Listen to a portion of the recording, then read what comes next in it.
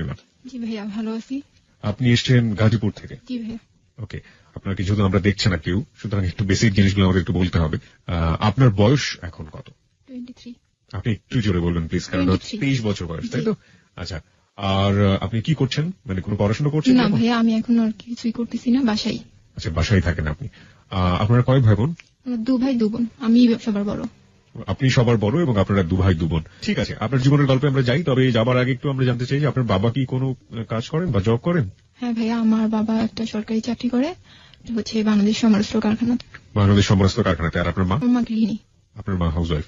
ওকে, চলুন আপনার জীবনের গল্প আমরা শুনবো এবং খুব মনোযোগ দিয়ে শুনবো আশা করছি। কোথা থেকে আপনি শুরু করতে চান? ভাইয়া, আমি শুরু করব ক্লাস 4-এ। যখন আমি পড়ি ক্লাস 4, আমরা তখন নানির বাড়িতে থাকি।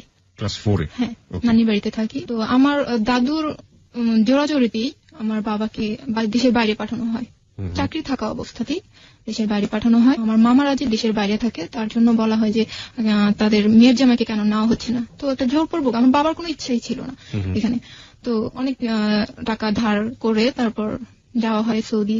সেখানে 3 মাস 7 দিন থেকে চলে আসছে আপনার বাবা? হ্যাঁ, চলে আসছে, টাকা পয়সা মাটিটার খেয়ে। আসার পরে যেটা হয়েছে যে চাকরিটা নিয়ে অনেক ঝামেলা সৃষ্টি হয়েছে, যে 1 মাস 7 দিন পার হয়ে গেছে। 3 মাস 7 দিন, 3 মাস 7 দিন পার হয়েছে। আপনার বাবা চাকরি করতেন? হ্যাঁ, চাকরি করতেন। এবং ওখান থেকে ছুটি নিয়ে 3 মাসের ছুটি নিয়ে চলে গেছে। তো 7 দিন যেহেতু পার হয়ে গেছে, সরকারি চাকরি, তো লাল কালি একটা পড়ে গেছে। কেন গিয়েছিলেন মূলত বিদেশে? বিদেশে গেছে ছেলে মেয়ে 4 জন, ভাবলো যে হয়তো বা গেলে উন্নতি করতে পারবে, আর ছেলে মেয়েও ভালোভাবে থাকতে পারবে, পড়াশোনা করাবে। আচ্ছা, আম্মু অনেক টাকা পয়সা ধার করে বিদেশ পাঠালো। 3 মাস 7 দিন থেকে চলে আসলো। তারপর এসে অনেক কষ্ট করে, মানে আমার যে আব্বুর বস আছে, ওনাদেরকে ধরে টরে যে চাকরিটা আবার নিল। তো চাকরি করতেছে এর মধ্যে একদিন আমাদের পড়াশোনা নিয়ে, আমরা 2 ভাই বোন, আমার ইমিডিয়েট ছোট যেটা, ওটা আর আমরা এত বেশি টেলিভিশন দেখতাম নানুর বাড়িতে, এটা নিয়ে আন্টির সাথে আমার আব্বুর ঝগড়া লেগে আমাদের কোয়ার্টার নিয়ে ফেলে। মানে আমরা যে সরকারি কোয়ার্টার, ওই কোয়ার্টার নিয়ে ফেলে। তো 2 ভাই বোন নিয়ে আব্বু আম্মু ওখানে উঠলো। তখন আমি ক্লাস 5-এ পড়ি। হ্যাঁ, ক্লাস 5-এ। ক্লাস 7-এ যখন উঠি তখন আমরা বাসা চেঞ্জ করি। যেহেতু ফ্যামিলিতে একটা অর্থনৈতিক সমস্যা ছিল, তার জন্য আমাদের বাসায় একটি লজিং রাখা হয় একটা ছেলেকে। ছেলেটির নাম হচ্ছে জুয়েল কাউসার, আব্দুল্লাহ কাউসার জুয়েল। আমার আম্মু বেশিরভাগ সময় বাইরে থাকতো, যেহেতু অনেক টাকা ধার হয়ে গেছে। আমি একটু পরিষ্কার করতে চাই, ছেলেটাকে লজিং নিয়ে আসলো আপনার বাবা? না, বাবা না। তাহলে? আমার একটা ভাইয়া ছিল, দূর সম্পর্কে এক ভাইয়ার সাথে পড়তো, ফ্রেন্ড। ওই ভাইয়ার মাধ্যমে আসা। তো আম্মু আর কিছু বলেনি যে ওঠাও বা উঠো। হঠাৎ একদিন বগুড়া থেকে বেডিং পত্র নিয়ে আমাদের বাসায়। বগুড়া থেকে? হ্যাঁ, বগুড়া থেকে। তো আমরা একটু অবাক, আম্মু একটু অবাক, কি ব্যাপার। আমরা 3 ভাই বোন আর আব্বু আম্মু এক রুমে আর একটা রুম ভাড়া দেওয়া হলো, মানে সরকারি কোয়ার্টারের মধ্যে। সরকারি কোয়ার্টারের মধ্যে, যেটা কিন্তু কোনোভাবেই নিয়ম ছিল না। ও যখন ইন্টার ফার্স্ট ইয়ার ভর্তি, তখন আমি ক্লাস 7-এ। আমাদের সাথে এমন ভাবে মিশছে, মানে আমার আম্মু নিজের ছেলের চেয়েও বেশি এরকম ভাবে মিশছে আমাদের সাথে। মিশতে হঠাৎ করে একদিন বললো যে আমি আপনাদের সাথে ঈদ করবো। তো আমার আম্মু বললো যে ঈদ করবা, তোমার বাবা মা রেখে এটা কেমন দেখায়, তুমি এখানে ঈদ করবা? বলো না, আব্বু আম্মু কিছু বলবে না, এখানে ঈদ করবো। আমাদের সাথে ঈদ করলো। তো ঈদ করলো আমাদের সাথে, সারাদিন বাসায় ছিল না, কিন্তু আর কি রাতটা আমাদের এখানেই ছিল। এইভাবে কাটতে কাটতে যখন আমি ক্লাস 8-এ বার্ষিক পরীক্ষা দিব, এমনকি রান্নাঘরে গিয়েও সে ভাত নিয়ে খাইতেছে এরকম। তারপর যখন ক্লাস 8-এ আমি বার্ষিক পরীক্ষা দিলাম, তখন হঠাৎ একদিন ও ভিতর রুমে, মানে ও তো থাকে বাইরের রুমে, আমি ভিতর রুমে ঘর মুছতেছিলাম। ও হঠাৎ ও রুমটা তালা দিয়ে চাবিটা দেওয়ার জন্য আমার রুমে আসে। তো ও, মানে আমি যখন উঠে দাঁড়াই চাবিটা নেওয়ার জন্য, তখন ও আমাকে একটা কিস করে বসে কপালে। আচমকা। মানে আমি তখন আমি কিছুই বুঝি নাই, কি হইলো। ভাইয়া, তখন তো ভাইয়া বলতাম যে ভাইয়া এটা কি করলো, উনি আমাকে কিস করলো কেন, এরকম একটা মনোভাব। তো চলে গেল। সারাদিন আমার বাসায় ফিরে নেই। সন্ধ্যার পর যখন বাসায় ফিরতে, তখন আমি জিজ্ঞেস করলাম যে ভাইয়া, আপনি এরকম একটা কাজ আমার সাথে করলেন, এরকম প্রশ্ন করলাম। তো উনি উত্তর দিল যে আমার ছোট বোনটা তো আমার কাছে নাই, তাই আমার অনেক খারাপ লাগছে এর জন্য। আমি ওনার কিরকম জানি, আমিও ভাবলাম হয়তোবা ছোট বোন ভেবেই। তারপর যাক, এটা তো চলে গেছে, আমি ভুলে গেছি। যে এরকম সাধারণত যেটা হয় যে এরকম মানে এই বয়সটাতে খুবই ম্যাচিউর একটা বয়স, এবং এই বয়সে যদি মেয়েদের ক্ষেত্রে হোক বা ছেলেদের ক্ষেত্রে যেটাই হোক না কেন, এরকম ঘটনা ঘটলে সাধারণত ফ্যামিলি মেম্বারদের সাথে তারা ব্যাপারটা শেয়ার করে। তো আপনি কি শেয়ার করে? আমার যেটা মনে হয়, মানে বিশেষ করে ছোট বোনের সাথে হোক বা মার কাছে গিয়ে যাই হোক, আপনি কি কারোর সাথে শেয়ার করেছিলেন? না, আমি কারোর সাথে শেয়ার করিনি। আমার ছোট বোনটা আমার 8 বছরের ছোট, অনেক ছোট। তো ওর সাথে তো শেয়ার করার কোনো আসে না। আর আম্মু বেশিরভাগ সময় যেহেতু বাহিরে থাকতো, আম্মুর সাথে অতটা বেশি ক্লোজ ছিলাম না যে সবকিছু খুলে বলবো। আর আমাকে দেখা যেত বাসা থেকে খুব বেশি বাহিরে যেতে দিত না। আপনার আম্মু কোথায়, মানে যেহেতু তুমি হাউস ওয়াইফ ছিলেন, উনি কোথায় থাকতেন? আম্মু যে ওই যে কি বলে এটাকে, সমিতি যেটাকে বলে, এটার সাথে জড়াই গেছিল অনেক বেশি। সমিতি করতেন? হ্যাঁ, সমিতি করতেন। এই বেশিরভাগ সময় বাহিরে বাহিরে থাকতেন। তো এই খুব বেশি সময় পাইনি তার সাথে যে কথাগুলো খুলে বলবো। আর যেহেতু আমি বাহিরেও আমাকে খুব কম যাওয়া হতো, যে বাহিরে যাইতেন না, দোতলা বাসা ছিল তো বাহিরে খুব বেশি যাওয়া হতো না। তাই কারোর সাথে বলাও হতো না যে বান্ধবী বা বন্ধু কেউ আছে যে আমি শেয়ার করবো, এরকম কেউ ছিল না। খুব কম মিশছি মানুষের সাথে আমি। আচ্ছা, তো তারপরে ছেলেটা আসলো, আপনি তাকে বললেন? ওকে বললাম, তো ও বললো যে ওর ছোট বোন কাছে নয় তো অনেকদিন যাবত দেখে না, তাই। আমি বললাম আচ্ছা ওকে, হয়তো বা এরকম আমি ওকে বোন ভেবেই হয়তো বা এই জিনিসটা করছে, আচ্ছা ঠিক আছে ওকে। কিন্তু এক পর্যায়ে দেখা গেল যে আমি ওর রুমে খাবার নিয়ে যাচ্ছি, ও আমাকে জড়ায় ধরতেছে। আমি ছাড়া নিতে চাইতেছি কিন্তু আমার ধরেই আছে, ছাড়তে চাইতেছে, আমাকে জড়াজড়ি করতেছে। এমন এক পর্যায়ে চলে গেছে যে আমার সাথে ওর সাথে আমার একটা শারীরিক সম্পর্ক হয়ে গেছে প্রথম অবস্থায়। যে দাঁড়ান, আমি একটু জানতে চাই যে আপনি ক্লাস 8-এ পড়েন এবং আপনি বলছেন যে শারীরিক সম্পর্ক একটা পর্যায়ে হয়ে গিয়েছে, এটা কি হঠাৎ করেই হয়ে যাওয়া, আচমকাই হয়ে যাওয়া? একদমই হঠাৎ। দেখা গেল যে আমি একটা কলম আনতে, ভাইয়া একটা কলম দেন তো, ও আমাকে ধরে বসছে, বা ভাইয়া এই প্লেটটা নিয়ে যাই, বা আমাকে একটা পেজ দেন, এরকম হঠাৎ করে, একদমই হঠাৎ। হয় না যে আপনি তো একটু হলেও একটা ঘটনা ঘটে যাচ্ছে, আপনি তার অ্যাটিটিউড দেখে বা তার আচরণ দেখে? কোন রকম কিছুই না, কোন রকম। আমি এটা বুঝতে পারতাম যে সে আমার কাছে আসতে চাইতেছে বা কিছু করতে চাইতেছে, এটা আমি কিছুই বুঝিনি। হঠাৎই এরকম জড়ায় ধরে এরকম হয়ে গেল। এবং আমি অনেক জোর করলাম যে আমাকে ছাড়েন, কি করতেছেন এগুলো, কি করতেছেন, ছাড়েন আমাকে। এতটাই জোর, একটা ছেলের সাথে একটা মেয়ে কিভাবে এটা পায়রা উঠায়, জানা নেই। আমি একদমই অবাক। সাধারণত যেটা হয় যে ওই সময় এরকম হলে তো মেয়েটা তো অনেক ছোট, স্বাভাবিকভাবে চিৎকার চেঁচামেচি করার একটা ব্যাপার ছিল, শাউট করার একটা ব্যাপার ছিল। আপনি সেটা করেননি? না, আমি এটা করিনি। কেন করেননি? ভয় ছিল যে আব্বু আম্মু এটা যদি আয়সা একটা ঝামেলার সৃষ্টি হয়, যে এই মেয়ে খারাপ, যে আশেপাশের মানুষ এরকম, আমাদের এলাকাটা ছিল এরকম যে ছেলে কি করলো সেটা না, মেয়েটার উপরে কিন্তু জিনিসটা চাপাই দেওয়া হয় যে মেয়েটা হয়তো বা এই কাজটা করতেছে।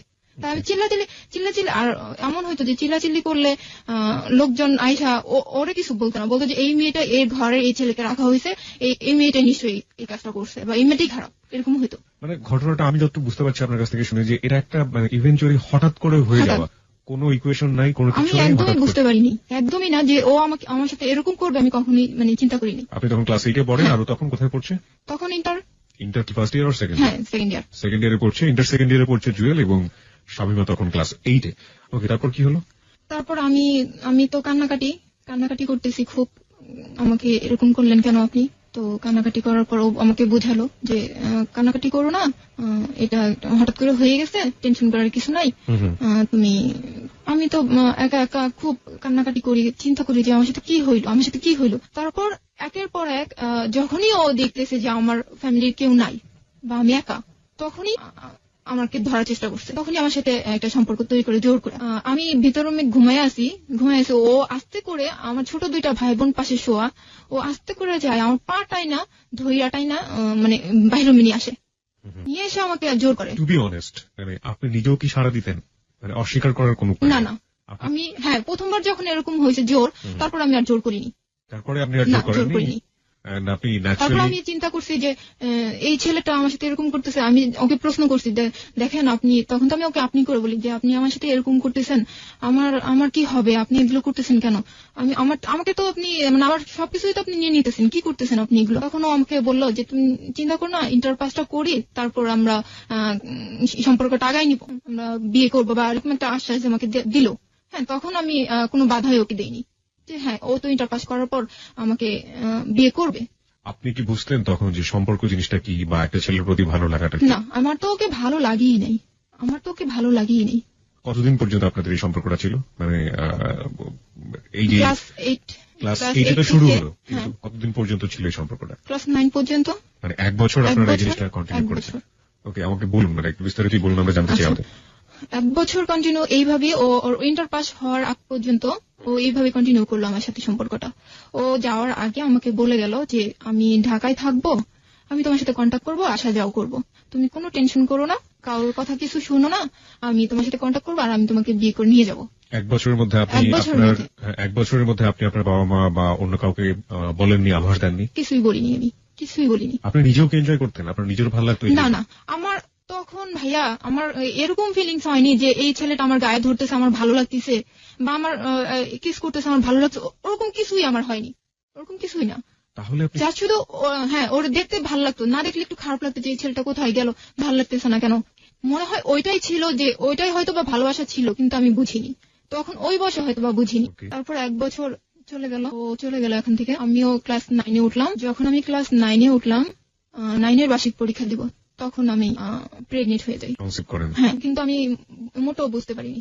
যখন আমি ক্লাস 6-এ পড়ি তখন আমার সমস্যা ছিল, 2-3 মাস পর পর হতো। তখন আমাকে ডাক্তার দেখানো হয়েছিল, ডাক্তার বলছে যে বয়স হলে ঠিক হয়ে যাবে। তো আমি ভাবলাম যে হয়তোবা এর কারণেই এই জিনিসটা হচ্ছে, কিন্তু এই শারীরিক সম্পর্কের কারণে যে আমি প্রেগনেন্ট হব বা আমার বাচ্চা হবে, এটা আমি কখনোই চিন্তা করতে পারি না। আমার মাথায় কোনোদিন এটা আসেই নাই, আর আমি জানতামও না, আমি জানতামই না। শুনলে অবাকই হবে, সবাই অবাকই হবে যে মেয়েটা কিভাবে বুঝলো না বা কিভাবে জানলো না।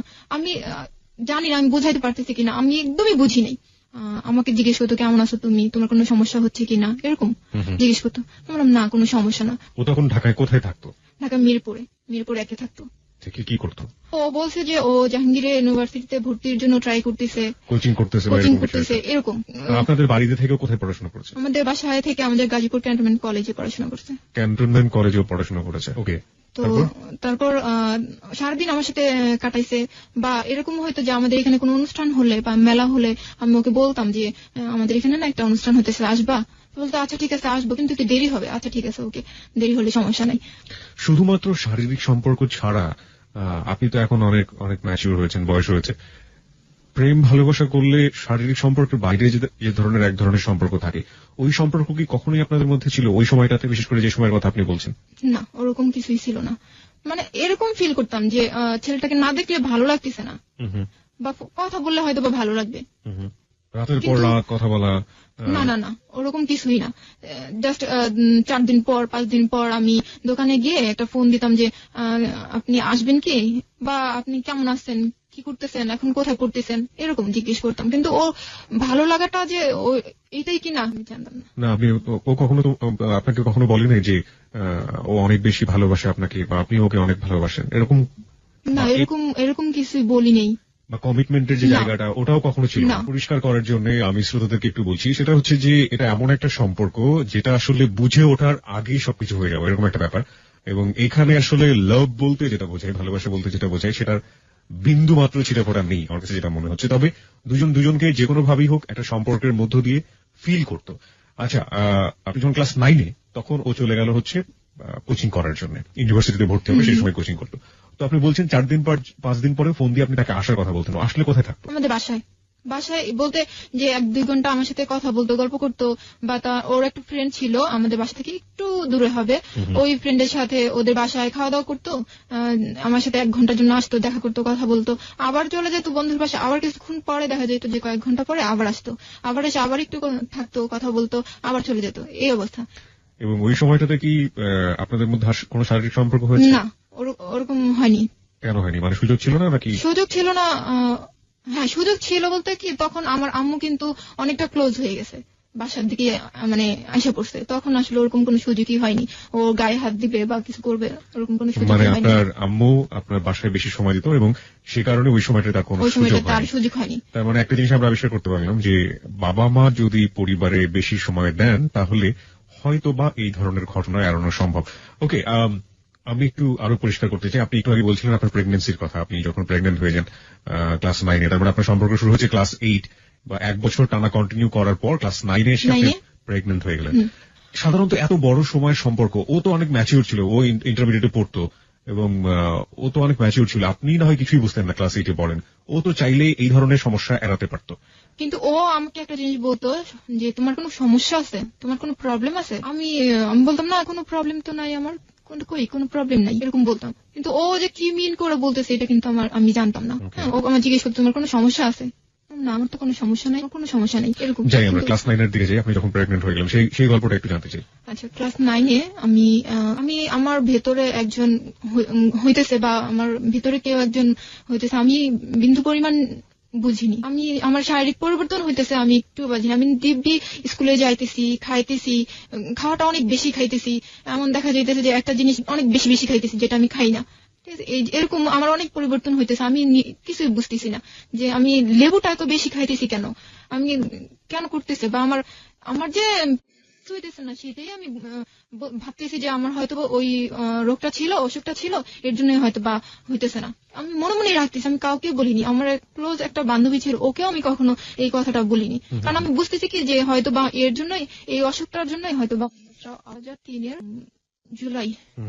জুলাই মাসে 15 তারিখে সবার কাছে জানাজানি হয়ে গেল যে আমি প্রেগনেন্ট। কিভাবে হলো? গাছে উঠতে পারতাম, অনেক গাছে উঠতে পারতাম আমি। তো পেয়ারা খাওয়ার জন্য গাছে উঠছিলাম। গাছে ওঠার পর আমার একটা পাশের এক আন্টি আমাকে দেখছে যে আমার শরীরটা অনেক মোটা হয়েছে বা আমার পেটটা অনেক উঁচা উঁচা লাগতেছে এরকম। তো আন্টিটা আবার আমার আম্মুকে মাঠে হাঁটতে গেছে। তো আন্টিটা বলতেছে আমার আম্মুরে যে ভাবি আপনার মেয়ের কোনো পরিবর্তন খেয়াল করছেন আপনি? তো আমার আম্মু বলছে না তো, আমি তো কিছু খেয়াল করিনি। কি সমস্যা বলেন কি? আপনি ওকে জিজ্ঞেস করেন যে ওর ঠিক মতো হচ্ছে কিনা। আমার আম্মু তখনই বাসায় আসছে।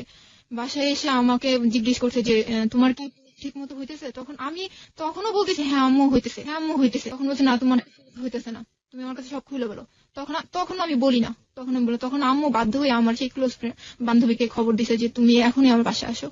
তো আমার বান্ধবীটা আসে, আমার বান্ধবী আমাকে দরজাটা আটকে আমাকে জিজ্ঞেস করে যে তুমি আমাকে সব খুলে বল, কি হয়েছে তোর সাথে কি হয়েছে?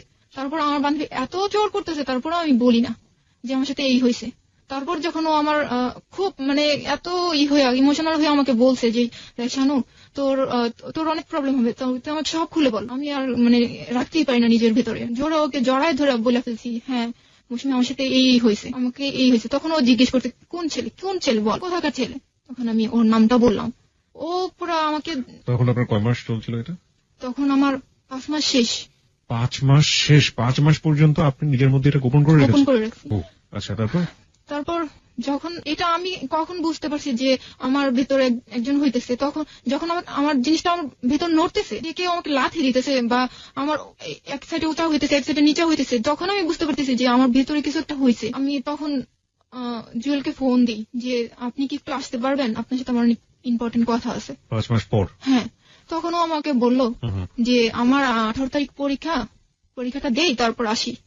আমি বললাম আচ্ছা ঠিক আছে, 18 তারিখ আসলেই সামনাসামনি বলবো যে আমার তো এই প্রবলেম, আমি কি করবো। এর আগে 15 তারিখে তো এই ঘটনা সবাই জেনে গেল। আমার বান্ধবী আমার আম্মুকে ডেকে বললো যে আন্টি এই অবস্থা। আমার আম্মু তো তখনই শেষ। আমার আম্মু তখন কি বেঁচে আছে না কি কিছু বুঝতে না, এমন কান্না করতেছে আর কি করবে, আমাকে বকাও দিতে পারতেছে না, পুরো পাগলের মতো হয়ে গেছে। তখন আমাদের দোতলায় একটা আন্টি ছিল, আন্টিটা ছিল আবার অ্যাডভোকেট। তো ওই আন্টিকে ডাকার পর বলে যে আমার সাথে একটু চলো, মার্কেটে চলো, ফোন দিতে হবে এক জায়গায়। আমাকে সহই আমি সাথে ছিলাম, আমাকে সহই মার্কেটে নিয়ে যেয়ে ফোন করলো ওর কাছে, জুয়েলের কাছে ফোন করলো যে আমাকে আম্মু আর আন্টি যা যা শিখাই দিছে আমি তাই ওকে বললাম যে তুমি কি আসবা, তুমি কালকের মধ্যে আসো, তুমি কালকের মধ্যে আসবা। আম্মু শিখাই দিল যে বলো যে আমি প্রেগনেন্ট, তুমি কি আমাকে বিয়ে করবা কি করবা না, যদি বিয়ে করো তাহলে কালকে আসো। আপনার আম্মু আপনাকে এই কথা বললো ওই ছেলেকে বলার জন্য যে তুমি আসো। তারপর যখন ও আমার কথায় সাই দিতেছে না, তখন আমার ওই আন্টিটা ফোন নিয়ে বললো যে দেখো জুয়েল, ও তো নাছরবান্ধা, ও বললে না আমার পরীক্ষা আমি আসতেই পারবো না, পরীক্ষা আমি আসতে পারবো না। একই কথা, আমার বাসায় তো পুরো একদম অন্ধকার। আমার আব্বুরে বললো, আমার আব্বু আমাকে সবচেয়ে বেশি 4 ভাই বোনের মধ্যে সবচেয়ে বেশি ভালোবাসে। সে জায়নামাজ থেকে এক বিন্দুর জন্য উঠে নেই, শুধু আল্লাহর কাছে একটা দোয়া করতে আমার মেয়ের কোনো সর্বনাশ, কোনো ক্ষতি যেন না হয়, এই ছেলে যেন আশা পড়ে, এরকম একটা ওখান থেকে উঠিনি, জায়নামাজ থেকে উঠিয়ে নি আমার আব্বু। তো আমাকে আমার আম্মু আরো অনেক কিছু ডিটেল জিজ্ঞেস করলো যে তুমি কবে এগুলো করছো, কেন করছো এই সেই। তখন আমি বললাম যে আম্মু আমি তো আসলে আমার সাথে এরকম হয়েছে। আমাকে বলছে তুমি বলো নি কেন, আমার কাছে কেন বলনি, মা হইতেছে সবচেয়ে কাছের বন্ধু, তুমি কেন আমাকে বলনি। তখন আসলে আমি কিছুই বলিনি, আমি শুধু কান্না করছি, কিছুই বলিনি, কিছু বলতে পারিনি। তারপর পরের দিন সকালবেলা আমার সিঁড়ির যে মুরব্বীরা আছে এদেরকে আমার বাবা ডেকে এই ঘটনাটা বললো যে এরকম একটা ঘটনা, এখন আপনারা যদি হেল্প না করেন তাহলে আমি একা কিছু করতে পারবো না। তখন আমাদেরকে ডাকছিল আপনার আব্বু ডেকে। কাকে রেখেছে? আমাদের সিঁড়িতে যে মুরব্বীরা থাকে, সিঁড়ি মানে হচ্ছে আপনাদের বিল্ডিং? হ্যাঁ, বিল্ডিং এর যে আঙ্কেলরা আছে তাদেরকে ডাকলো। এর মধ্যে যে আন্টির কথা বললাম, ওই আন্টির আব্বু ছিল একটু উপরের লেভেলে। তো ওনাকে আমি নানা ডাকতাম। তো ওই নানাকে আগে বলা হয়েছে যে আপনি একটু সিঁড়ির লোকজনকে নিয়ে একটু আমার বাসায় আসেন, আমার বাসায় একটা প্রবলেম হয়েছে। তো ওনারা আসার পর পরামর্শ করে যে কি করলে কি করা যায়। তখন ওই নানাটা বলল যে ঠিক আছে, আমি এটা অফিসে যাওয়ার পর অফিসে আমাদের যে বস আছে ওদেরকে জানাবো এবং কিভাবে কি করা যায় সেটা আমরা দেখতেছি। এবং সেই লোকজনই একটা দায়িত্ব নিল যে কিভাবে এই মেয়েকে কি করা যায়। তো আমাকে আমার নানা অনেক কিছু জিজ্ঞেস করছে যে তুমি কি ও কি তোমাকে কোনো চিঠি দিছে বা ও লিখছে, এরকম কোনো কাগজ আছে? তো আমি বললাম হ্যাঁ আছে, আমার কাছে এরকম কাগজ আছে। তো আমাকে দেখাইতে বললো। পর আমি সব দেখাইছি যে এই ডায়েরিতে এত ডেট গুলা লেখা আছে, যে ও কোনদিন আসছে আমার এখানে। তারপর আমাকে একটা চিঠি লিখছে, এগুলা দেখালাম। চিঠি লিখতো আপনার কাছে? হ্যাঁ, চিঠি লিখতো আমার কাছে। কেন, কি ধরনের, কি ভাষা থাকতো চিঠিতে? চিঠিতে ভাষা ছিল এরকম যে পড়াশোনা করো, ভালোভাবে পড়াশোনা করো, টেনশন করো না, নিজের যত্ন নাও। আর ছিল এরকম যে আই লাভ ইউ, এই এতটুকুই, এগুলাই ভালোবাসার কথাগুলা লেখা ছিল এরকম। চিঠিগুলা অনেকদিন মানে এরকম ছিল না যে লেখা পোস্ট করলাম তারপর আসলো, এরকম না। ও যখন আসতো ও একাই আমার রুম থেকে কাগজ কলম নিয়ে আমার জন্য লিখতো, লিখে আমার কাছে দিত। আমার রুমে বসে আমাকে চিঠি লিখে আমাকে দিত এরকম। কিন্তু যে ও চলে গেছে ওখান থেকে চিঠি দিতে এরকম না। তো কতগুলো চিঠি ছিল এরকম আপনার কাছে? 3-4টার মতো। তো নানারা সবাই পরের দিন করলো, অফিসে গেল এবং আমাদের যে ছিল কমান্ডেন্ট ছিল ওখানে জানালো যে আমাদের অর্ডিন্যান্সের এক চাকরিজীবীর মেয়ের সাথে এরকম একটা ঘটনা ঘটছে। তো ওনারা সিদ্ধান্ত নিল যে এখন কি করা যায়, ছেলে কোথায়? ছেলে তো বগুড়ায়। মানে তখন মিরপুরে ছিল, আপনি বলছিলেন কোচিং করছে। ও না, বগুড়া চলে গেছে। ও যখন জানতে পারছে যে আমি প্রেগনেন্ট, তখন ও ঢাকায় পরীক্ষা না দিয়ে চলে গেছে বগুড়ায়। পরীক্ষাটা অ্যাটেন্ড করেনি, চলে গেছে। তারপর আমাদের ওখান থেকে আমাদের যে স্যার আছে উনি একটা চিঠি লিখলো যে এই চিঠির মাধ্যমে, ওই চিঠিটা ওই বগুড়া থানায় দিলেই তোমাকে তারা হেল্প করবে, ওখান থেকে লোক যে ওকে নিয়ে আসবে এবং ও মেয়েটাকে বিয়ে করতে বাধ্য, এরকম। তো 5 জন ছিল আমাদের সিঁড়ির, 5 জন মিলে, আমার আব্বু যায়নি, 5 জন মিলে এই চিঠিটা নিয়ে চলে গেল। চিঠিটা এই মুহূর্তে আমার কাছে আছে, আমি একটু সামারি পড়তে চাই, চিঠিটার সারমর্ম পড়তে চাই। এটা মূলত এখানে আসলে যেভাবে লেখা হয়েছে, প্রথমে সালাম দেওয়া হয়েছে, দ্বিতীয়তে লেখা আছে যে উল্লেখ করা যাচ্ছে যে মোহাম্মদ আব্দুল্লাহ আল কাউসার জুয়েল, আপনি যার কথা বলছিলেন, পিতার নাম পড়বো না আমি, গ্রাম কোনটা পড়বো না, ডাকঘর পড়বো না, থানা পড়বো না, জেলা গাইবান্ধা। কেন বগুড়ার কথা আপনি বলছেন? না, গাইবান্ধা জেলা। ওর আব্বু যেহেতু সরকারি চাকরি করতো সেই জন্য ওদের কোয়ার্টারটা ছিল, মানে বাসা ভাড়া নিয়ে যে থাকতো ওটা ছিল বগুড়া। শিক্ষাবর্ষে গাজীপুর ক্যানবোর্ড কলেজের ছাত্র ছিল। উক্ত কলেজের ছাত্র হিসেবে সে বাংলাদেশ সমরাস্ত্র কারখানার কর্মচারী, আপনার বাবার নাম, এবং আপনার বাসায় লজিং থাকতো। বাসায় লজিং থাকার সুবাদে সে অমুকের অপরিণত 14 বছর বয়স্কা মেয়ে শামিমা সুলতানা শানু, আপনার ডাকনাম, এর সাথে সখ্যতা গড়ে তোলে এবং মেয়েটিকে এক সময় তার লালসার শিকারে অন্তঃসত্ত্বা হয়ে পড়ে। বিষয়টি জানাজানি হলে জুয়েল মেয়েটিকে বিবাহ করার প্রতিশ্রুতি দিয়ে বাড়ি যায়, কিন্তু তারপর থেকে জুয়েলের আর কোনো খবর নেই। সে মেয়েটি এবং মেয়ের পরিবারের সাথে যোগাযোগ বিচ্ছিন্ন করে দেয়। 3 আছে যে মেয়েটি একেবারে কিশোরী, জীবনের ভালো মন্দ বোঝার আগে অন্তঃসত্ত্বা হয়ে পরিবার এবং সমাজের ধিক্কারের মধ্যে পড়েছে। সমাজই এখন পারে তাকে উদ্ধার করে মর্যাদা দিতে, পুনর্বাসিত করতে।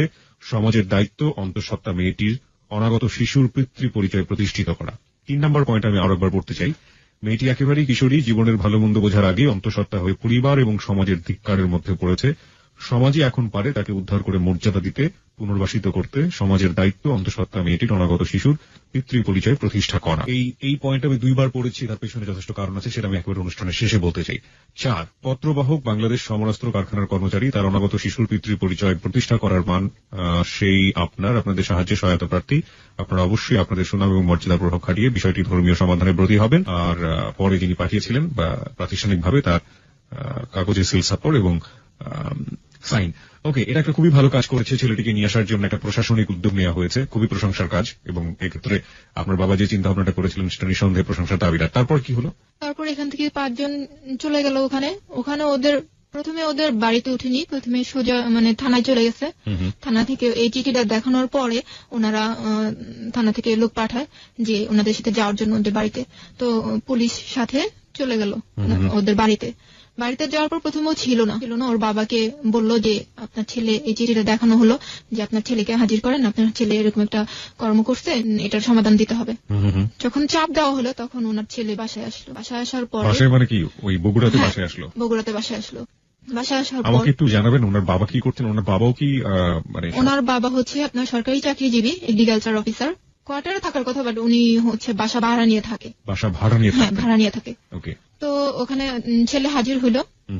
তো ওকে ওর বাবা মা বললো যে তুমি সমাধান করে আসো, তুমি সমস্যা তৈরি করছো, সমাধান করে আসো। তো ওর আম্মু যখন এই কথা বললো যে তুমি আজকে তোমার বোন হলে তুমি কি করতে, এই প্রশ্নটা ওকে করছিল, তখন ওর মামা আর এক নানাকে নিয়ে আর ও 3 জন চলে আসছে আমাদের এই 5 জনের সাথে আমাদের গাজীপুরে। আপনাদের এখান থেকে 5 জন গিয়েছিল? হ্যাঁ, 5 জন গিয়েছিল। এবং 5 জনই খুব উঁচু লেভেলের লোক গিয়েছিল। তারপর চলে আসছে তখন রাত 1টা বাজে, আসছে 1টা বাজে। তখনই আমার আগেই ফোন করে দেওয়া হয়েছে যে ওদেরকে নিয়ে আমরা আসতেছি। তো এদিকে কাজী টাজি সবই ঠিক করা ছিল, আমাদের বাসায় ওদের ওখান থেকে লোকজন আসবে সেই প্রিপারেশনও নেওয়া হয়ে গেছিল, যে থাকা খাওয়া সবই ঠিক হয়ে গেছিল। তো রাত্রে যখন আসলো, প্রথমে আমাদের রুমে উঠায়নি, দোতলা যে আন্টির কথা বললাম আমি, যে নানার কথা, ওনাদের বাসায় উঠানো হয়েছে তাদেরকে। তারপর তাদের সাথে একটা কথা বলা হলো যে এখন তো ছেলেকে, এই মেয়েকে বিয়ে করতে হবে, এখন আপনারা কি করবেন আপনারা, বা কি ওর জন্য কিছু কিনবেন বা কিছু নিবেন? তখন ওর মামা বলল যে হ্যাঁ, ওর জন্য আমরা একটা শাড়ি আর একটা নাকফুল নিয়ে আসবো। আমার এখানে দুটো পয়েন্ট আছে। একটা হচ্ছে এই পত্রে উল্লেখ করা আছে আপনার বয়স 14 বছর, এবং এটা একটা প্রশাসনিক পত্র এবং একটা প্রাতিষ্ঠানিক পত্র। সেই সময়ে তাকে আপনার চিন্তা করা হচ্ছে আপনাকে বিয়ে দেওয়া হবে, এবং আমার বয়স হচ্ছে তখন 14 বছর, যেটা এই পত্রে একদম স্পষ্ট করে উল্লেখ করা আছে। বাংলাদেশ সরকারের নিয়ম অনুযায়ী 18 বছরের নিচে কোনো মেয়েকে বিয়ে দেওয়ার কোনো এখতিয়ার কারণ নেই, এবং প্রাতিষ্ঠানিকভাবে সেটার উদ্যোগ নেওয়া একেবারে রীতিমতো অন্যায়। তাহলে এই ধরনের কাজ তারা কোন চিন্তাতে করেছিল, মানে কেন করেছিল, আপনার কি মনে হয়?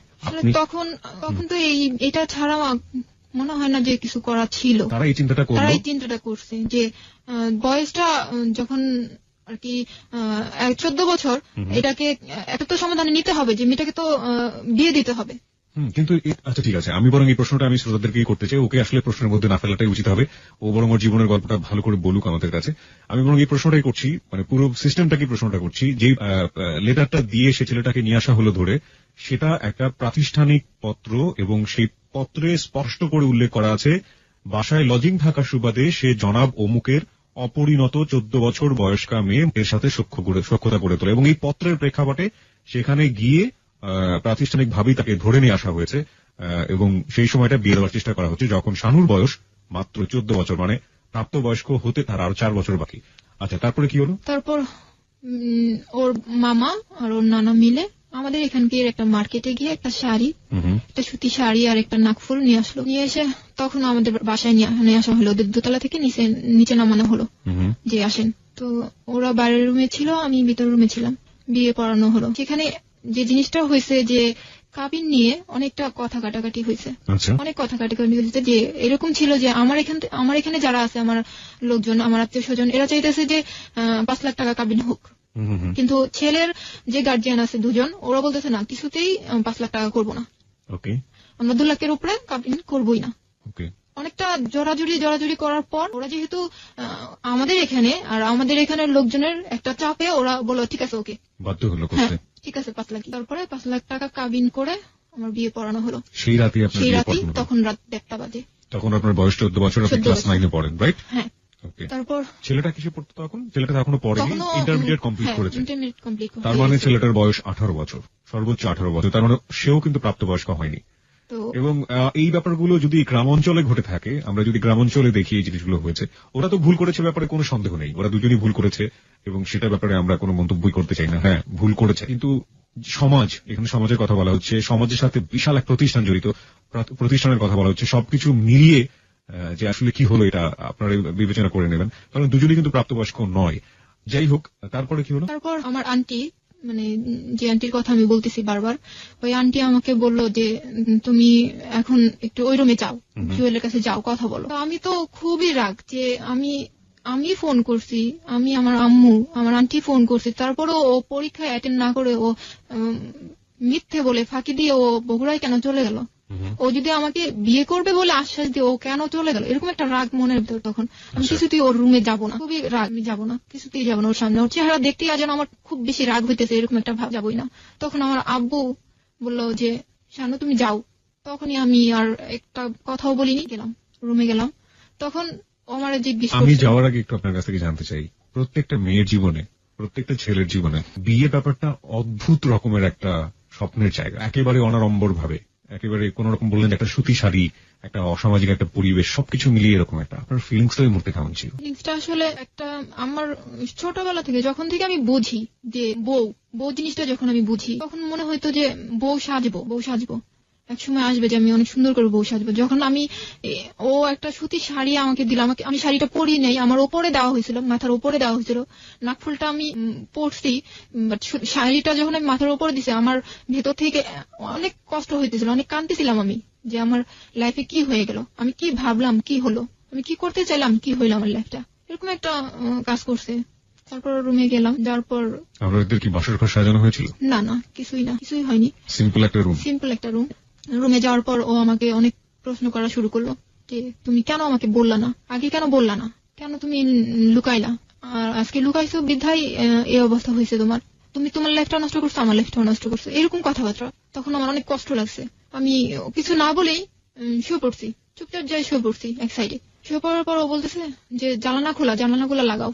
আমি আবার উঠলাম, উঠে আবার জানালাগুলো লাগালাম, আবার ওর সাথে কথা না বলে আবার শুয়ে পড়লাম। তখন ও আমার হাতটা ধরে টেনে, মানে সোফা ছিল, ও সোফাতে বসা ছিল, হাতটা ধরে টেনে সোফাতে বসানোর পর খুব কান্নাকাটি শুরু করে দিল। আমি ওর মুখের দিকে তাকাই আছি, আমার মান সম্মান, আমার বাড়িতে পুলিশ গেছে, আমার বাড়িতে মান সম্মান কিছুই রইল না, আমি বাবা মার কাছে ছোট হয়ে গেলাম, আমার বাবা মা আমাকে কি বলবে, আমি কি করলাম, এরকম কথাবার্তা বললো। তো ওর কান্না দেখে আমারও কান্না পাইলো, যে আমরা দুজনেই ভুল করছি, এরকম মনে হলো যে আমরা দুজনেই ভুল করলাম, কেন করলাম আমরা এরকম মনে হইতেছিল তখন। তারপর রাতটা তো এইভাবেই পার হয়েছে। পরের দিন সকালবেলা ওর মামা এবং নানা দুইজন চলে যাবে, তো ওর বড় ভাইকে ফোন দিল যে ভাইয়া তুমি আসো, এই দুইজন চলে যাক। তো ওর ভাই তারপরের দিন চলে আসলো, আর ওই দুইজন চলে গেল। ওর বড় ভাই আসার পর থেকে শুরু হলো আমাকে বোঝানো, ভাই আসার সাথে সাথে আমাকে বোঝানো শুরু হয়ে গেল যে তুমি, আমি খাটে ওপর বসে আছি, সে একটা টোল ছিল, সুপার যে টোলটা সামনে নিয়ে বসে আমাকে বলতেছে যে তুমি এক কাজ করো, তুমি বেবিটা মিসক্যারেজ করে ফেলো। এটা বড় ভাই প্রথমে আপনাকে বলল? বড় ভাই প্রথমে বলল। তখন আমি একটু অবাক, আমি একবার ওর দিক তাকাইতেছি, একবার ভাইয়ার দিক তাকাইতেছি। তারপর আরো অনেক কিছু বোঝানো শুরু হয়ে গেল যে যদি তোমার এই বেবিটা ছেলে হয় তাহলে দেখা যাবে যে সবার আগে বাবাকে খুন করতেছে, আর যদি মেয়ে হয় তাহলে কখনোই বিয়ে দিতে পারবে না, সবাই তাকে জারজ সন্তান বলবে, বড় হয়ে কোথাও বিয়ে দিতে পারবে না, আর তোমার পড়াশোনাও নষ্ট হয়ে যাবে, আর তোমার হাজবেন্ডের যে এখন একদম মাঝপথ, এই পথেও তোমার হাজবেন্ডের পড়াশোনাও নষ্ট হয়ে যাবে। তারপর কি করতে হবে, যে কামলা দিয়ে খেতে হবে, তখন কি তোমরা ভালো থাকতে পারবে, এরকম আমাকে প্রশ্ন করতেছে, বিভিন্ন রকমের প্রশ্ন করে আপনাকে বোঝানোর চেষ্টা করতেছে। তো আমার হাজবেন্ডও কিন্তু এরকমই কথাবার্তা আমাকে বলতেছে, বুঝাইতেছে, একদিন দুদিন করে বুঝাইতেছে। লাস্ট আমি একটা কথা আমাকে বলা হয়েছিল যে তুমি মেয়ে হলে বিয়ে দিতে পারবে না, তাকে জারজ বলা হবে। এই কথাটা আমার অনেক বেশি লাগছিল। তখন আমি বললাম হ্যাঁ ঠিক আছে, আমি বেবি মিসক্যারেজ করবো। ক্লাস 9 এ পড়েন আপনি, 14 বছর বয়স, আপনি 5 মান্থ প্রেগন্যান্ট, এবং আপনি ওই সময় বেবি অ্যাবর্ট করতে যাচ্ছেন। আপনার ফিজিক্যাল, আমি একেবারেই হ্যাংলা ছিলাম, আর বলতেছি, তো তখন আমি রাজি হয়ে গেলাম যে হ্যাঁ আমি বেবিটা মিসক্যারেজ করে ফেলবো। তো এখন বিভিন্ন হসপিটাল আমাকে নেওয়া হচ্ছে, ওর ভাই। বিভিন্ন হসপিটাল কেন নিচ্ছে? বিভিন্ন হসপিটাল এই কারণে যে হসপিটালে আমি যাচ্ছি না কেন, আমার অপারেশন করতে চাইতেছে না। একই হইতেছে আমার প্রেশার এতই কম ছিল, অনেক কম ছিল, আর গায়ে রক্ত একেবারেই ছিল না। তো এই কারণে ডাক্তাররা বলতেছে না আমরা এটা করতে পারবো না, যদিও করি আপনাকে বনসই দিতে হবে, যে কিছু হলে, এই মেয়ের কিছু হলে এটার জন্য ডাক্তাররা দায়ী থাকবে না। আপনার প্যারেন্টস যারা ছিল, আপনার অভিভাবক যারা ছিল, তারা কি বলছিল? আমার আব্বু এটার জন্য আমাকে একদমই সাপোর্ট করেনি, আমাকে অনেক বুঝাইছে যে আমরা পালবো, তোমার পালা লাগবে না, আমরা পালবো। আমার এক আন্টি ছিল, যে অনেক গরিব একটা আন্টি, আমার আম্মুর খালাতো বোন। তো ওই আন্টি আমাকে বলছে যে তুই শুধু আমাকে দিয়ে দে, জন্মটা দিয়ে আমাকে দিয়ে দে, আমি সারা জীবন তো সামনেই আসবো না ওর নিয়ে, এরকম বলছে। তারপর আমি রাজি হইনি, আমি বলছি না, আমি আমার হাজবেন্ডকে বললাম যে আমি বেবিটা রাখি, আমাদের কাছে রাখবো না, আমার আন্টিকে দিয়ে দেবো, নিয়ে যাক, আমার চোখের সামনে থাকবে না, অনেক দূরে নিয়ে যাবে, এরকম বলছে ওকে আমি। কিন্তু ও কিছুতেই কিছু না, মিসক্যারেজ করতেই হবে, তাহলে তোমার প্রবলেম আমার প্রবলেম, এটা থাকলে অনেক প্রবলেম হবে, অনেক প্রবলেমের কথা আমাকে বোঝালো। তারপর তো আমি রাজি হলাম। আমার আব্বু আম্মু একদমই রাজি ছিল না। অনেক হসপিটাল ঘোরার পর আমাদের গাজীপুরে যে সদর হসপিটাল, ওখানকার একটা নার্স ছিল মহিলা, ওই মহিলা আমাকে আমার হাজবেন্ডকে বললো যে আমি এই জিনিসটা করাই দিতে পারবো, তবে এইখানে না, হসপিটালে না, একটা বাড়িতে। তখন আমার হাজবেন্ড রাজি হয়ে গেল, ঠিক আছে আমাদেরকে ওখানে নিয়ে চলেন। তো সেদিন আমরা ঠিকঠাক করে চলে আসছি, বাসায় চলে আসছি। বাসায় আসার পর আম্মুরও বলছি যে আম্মু এই ঘটনা, এখানে নিয়ে গেছিল সদর হসপিটালের এক নার্স আছে, নার্স আমাদের এই বলছে। তখন আম্মু ওই নার্সের কথা বলার সাথে সাথে আম্মু নার্সকে চিনা ফেলছে, বলছে এটা তো এই নাম না? আমি বলছি হ্যাঁ এই নামটাই। তো বলছে বাবা তুমি মরে যাবা, আমাকে বলছে বাবা তুমি মরে যাবা, তোমার কোনো দরকার নাই, তুমি জুয়েলকে মানা করে দাও যে আমি মিসক্যারেজ করবো না, মানা করে দাও। আমার মা তো একদমই রাজি না, একদমই না। তো আমি বললাম না আম্মু এই সমস্যা হবে, দেখো মা আমার এই যে পড়াশোনা একদম একেবারে নষ্ট হয়ে যাবে, আর ছেলে হলে ওর বাবাকে খুন করবে, মেয়ে হলে এই করবে, বিয়ে দিতে পারবো না, যার সন্তান বলবে, এরকম আমার মাকে আমি বুঝাইতেছি। তারপর আমার আম্মু আর কিছুই বলে নাই, আম্মু রাজি না, মানে হ্যাঁও বলে নাই নাও বলে নাই, কিছুই না, চুপ করে আছে। তারপরের দিন সকালবেলা আমি আমার হাজবেন্ড দুজন হসপিটালে, মানে ওই সদর হসপিটালে চলে গেলাম। যাওয়ার সময় আম্মু গোসলখানায় ছিল, বলার জন্য যে বলবো যে আম্মু আমি চলে যেতেছি, আম্মু আমার চেহারাটাও দেখেনি, শুধু গোসলখানার ও পাশে আম্মা ছিল, আমি এ পাশ থেকে বললাম যে আম্মু আমি চলে গেলাম। ওখান থেকে ওই নার্স একটা বাড়িতে আমাকে নিয়ে গেল। ওখানে ওই বাড়িতে আসলে যে মহিলা, ওই মহিলা বেবি মিসক্যারেজই করে, ওনার কাজই হচ্ছে এটা। তো রুমটা ছিল এরকম, আমি বলতে চাই যে একটা বেড ছিল আর পাশে আরেকটা বেড ছিল, আর যে বেডটাতে আমি ছিলাম ওই বেডটা আমাদের বিছানা যেরকম তোষক জাজিম থাকে এরকম সেম, কোন হসপিটালে যে বেড গুলো ওরকম না, এরকম বেড। তো ওখানে আমাকে নিয়ে গেল, ওখানে ওই বেডে আমাকে রাখা হলো, এবং যখন আমি গেছি তখনই আমাকে দেওয়া হলো, স্যালাইন দেওয়া হলো, আর একের পর এক ক্যাপসুল খাইতে দেওয়া হলো। আমাকে একের পর একটা ক্যাপসুল খেলাম।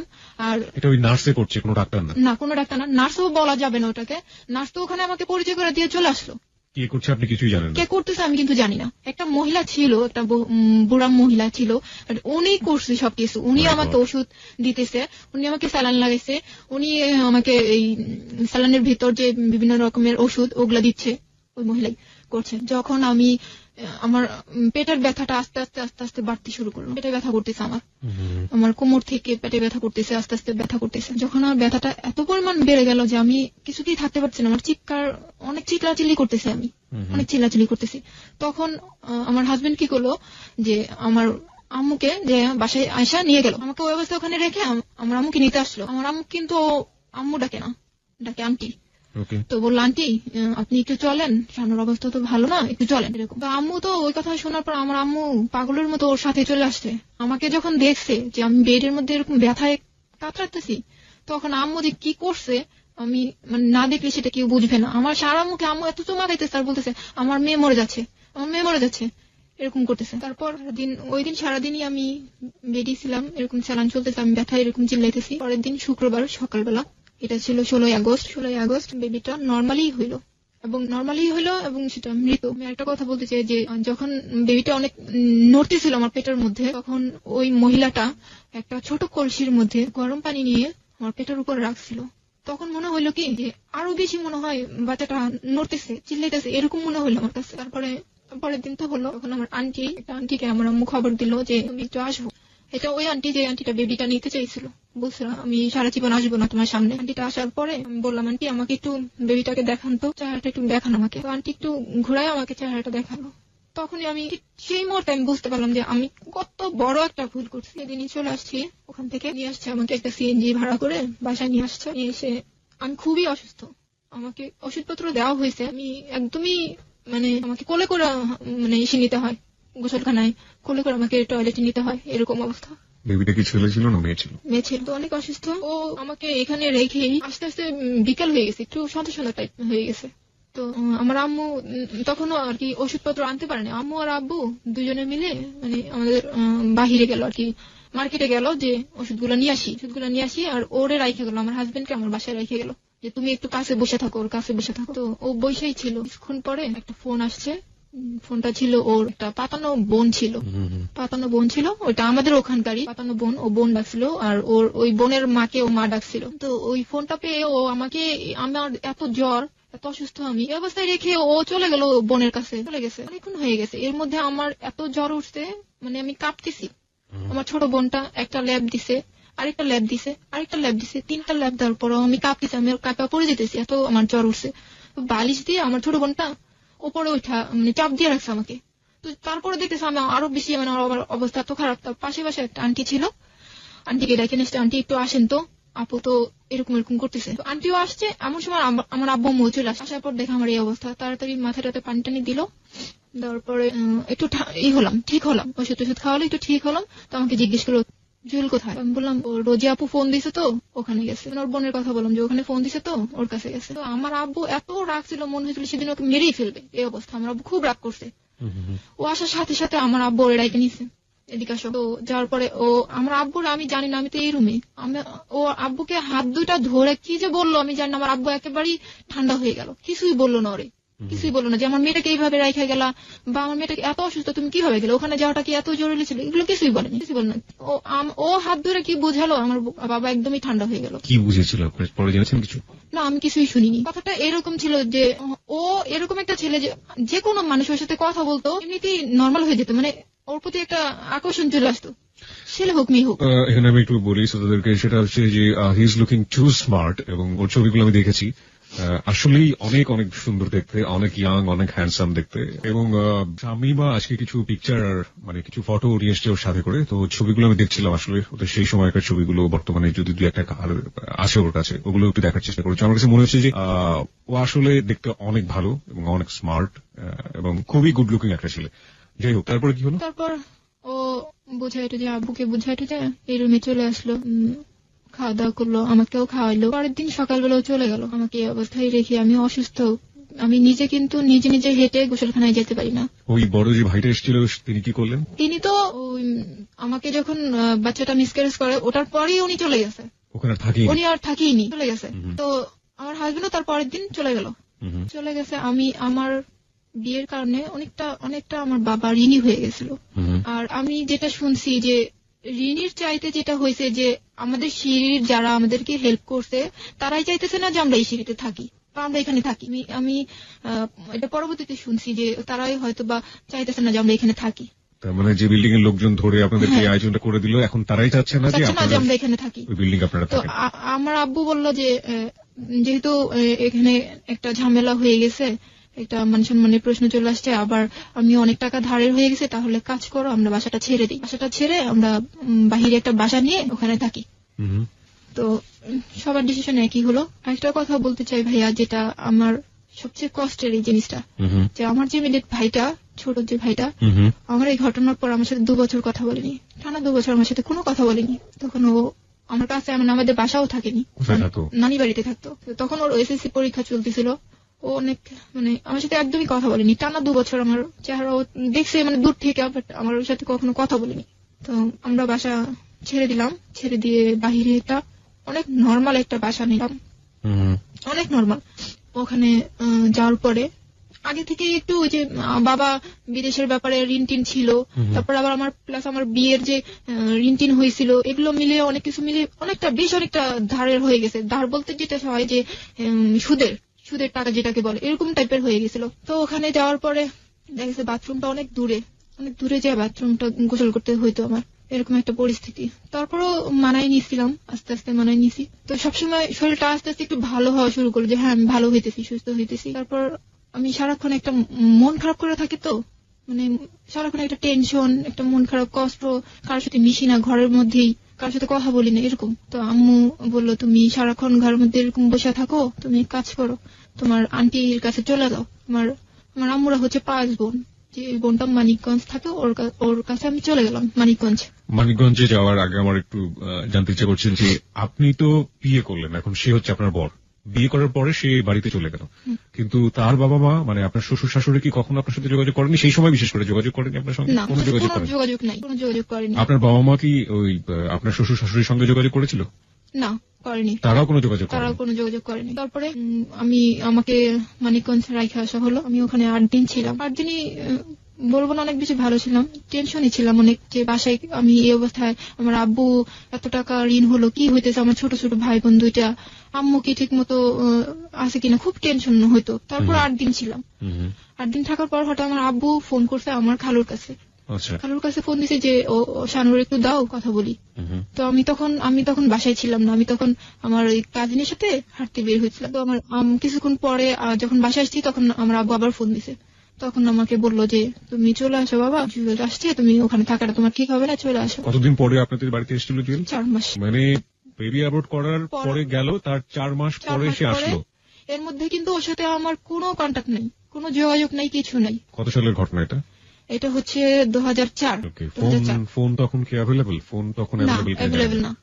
তো কোনো যোগাযোগ হয়নি। আমি অনেক চেষ্টা করছি। ওর এক মামা ছিল, আমি ভাবতাম যে হয়তোবা বাড়িতে যায়নি, হয়তোবা ঢাকায় আছে, যে মামার নাম্বার ও মামার কাছে থাকতো আর কি, মিরপুরে। তো ভাবতাম যে ওই মামার কাছে হয়তোবা আছে। আমি অনেকবার ওর মামার নাম্বারে ট্রাই করছি, কিন্তু ওর মামা আমাকে অনেক অপমান করছে, অনেক বাজে বাজে কথা বলছে। যাই হোক, তারপরে আমি ওর সাথে যোগাযোগ অনেক চেষ্টা করছি। তারপর 4 মাস যখন যোগাযোগ করতেই পারলাম না, 4 মাস পরে যখন ও আসছে, তখন আমার খুব আগ্রহ যে আমি এখানে থাকবোই না, আজকেই চলে যাবো, এরকম একটা ছিল। পরের দিন সকালবেলা আমি চলে আসছি বাসায় আসার পর দেখি যে ও আমাদের রুমে না, অন্য একটা রুমে শুয়ে আছে, অন্য একটা রুমে। আর আমাদের রুমে কিন্তু কিছুই ছিল না, বসার মতো, শোয়ার মতো। 4 মাস পরে এসে কিভাবে আপনাদের খুঁজে বের করলো? খুঁজে বের করছে যে আমার নানু বাড়িটা ছিল আপনার, আমরা যেখানে থাকি কোয়ার্টারে যেখানে থাকতাম, তার গেটের আর কি মানে অপর সাইডে। ও জানতো যে ক্যানবোর্ড কলেজটা তারপরেই শানুর নানির বাড়ি, এরকম জানতো। তো ওই স্কুল গেট, ওইটার জায়গাটার নাম ছিল স্কুল গেট। ওখানে যাওয়ার পরে ও আমার আব্বু বা আমার আম্মু, বিশেষ করে আমার আম্মু, যেহেতু আমার আম্মু ওখানকার মেয়ে, আমার আম্মুর নামটা বলার সাথে সাথে ওকে দেখাই দিয়েছে যে ওরা এখানে থাকে। তারপর আমি চলে এসে দেখি ও অন্য একটা রুমে বসে আছে। সেই সময় তো আমাদের রুমে কিছুই ছিল না, কোনো ফার্নিচার, কোনো কিছুই ছিল না, সবকিছুই আমার আব্বু বিক্রি করে দিয়েছিল ঋণের টাকা পরিশোধের জন্য। তো মানে কিছুই ছিল না, একেবারে কিছু না, ফ্যানটা পর্যন্ত ছিল না আমাদের রুমে। তো ও আমাকে বললো যে তোমাদের রুমটা কোথায়? তো আমি বললাম যে পাশে। আমাকে বললো চলো তোমাদের রুমে চলো। তো ওই অবস্থায় আমার রুমে কিছুই নাই, ওই অবস্থায় ও আমার রুমে আসলো, আমাদের রুমে আসলো, এবং একে একে সবকিছু বলা শুরু করলো যে 4 মাস কেন ও যোগাযোগ করেনি আমার সাথে।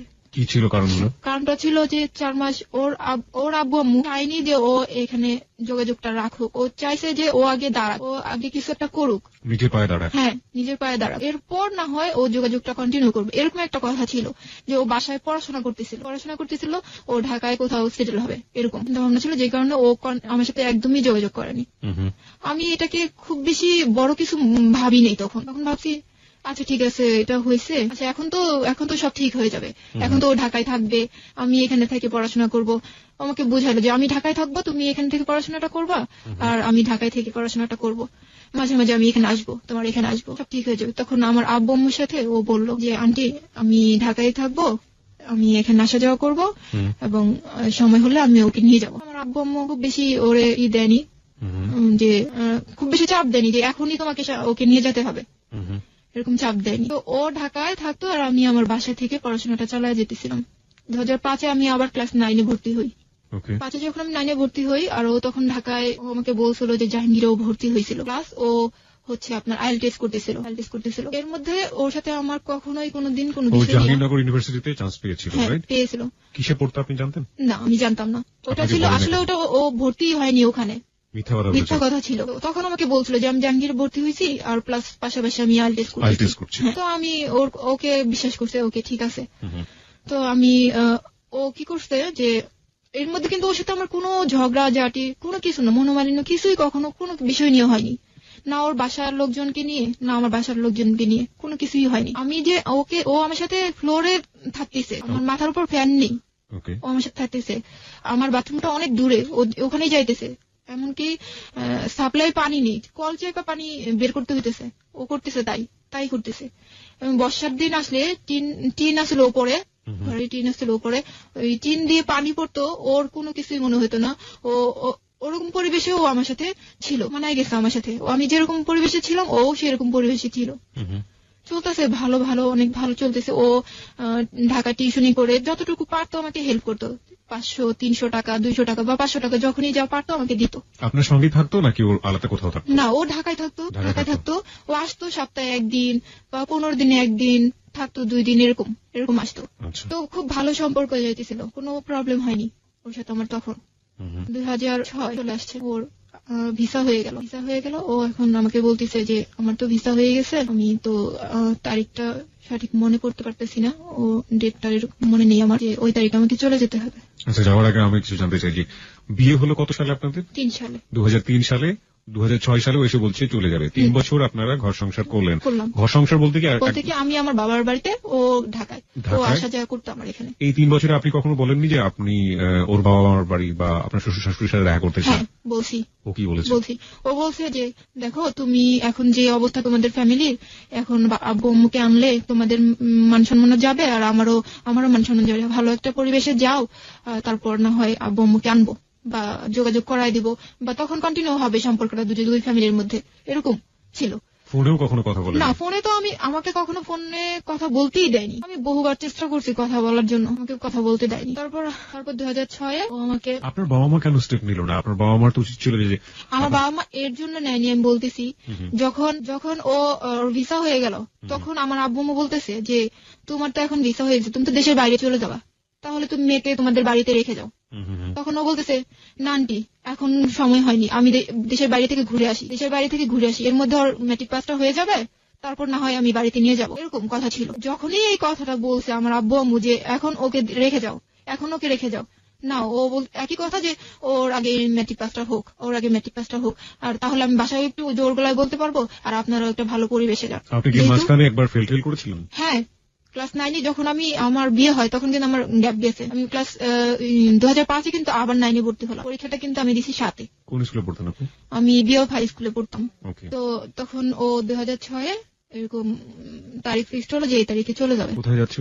অস্ট্রেলিয়াতে চলে যাবে। তো ও আমাকে যাওয়ার সময় 1200 টাকা দিয়ে গেল, যে তুমি এই 1200 টাকা রাখো, যাওয়ার পরের মাসেই আমি তোমাকে তোমার হাত খরচ পাঠাই দেবো, যেহেতু তোমার সামনে পরীক্ষা। এরকম বললো। খুব অবাক কাণ্ড যে আমি আমার হাজবেন্ডকে দেশের বাইরে চলে যাচ্ছে, আমি আমার হাজবেন্ডকে এয়ারপোর্ট পর্যন্ত দিতে আসতে পারিনি, আমাকে নেয়নি। ওর ফ্যামিলি, ও বাড়িতে আমার এখান থেকে চলে গেছে 2 দিন আগে আমার সাথে দেখা করে চলে গেছে। তারপর তার 2 দিন পরে ও অস্ট্রেলিয়াতে চলে গেছে, মানে আমার এখানে 2 দিন আগে, তারপর ও বাড়িতে গেছে, বাড়িতে যে ওখান থেকে 2 দিন পরে অস্ট্রেলিয়াতে চলে গেছে। এর মধ্যে ও আমার সাথে এয়ারপোর্টে নেমে আমার সাথে কথা বলছে যে আমি এখন প্লেনে উঠবো, এখনই আমি ভেতরে যাব। এরকম ওর ফ্যামিলি আসছে, সেখানে আমাকে নেয়নি।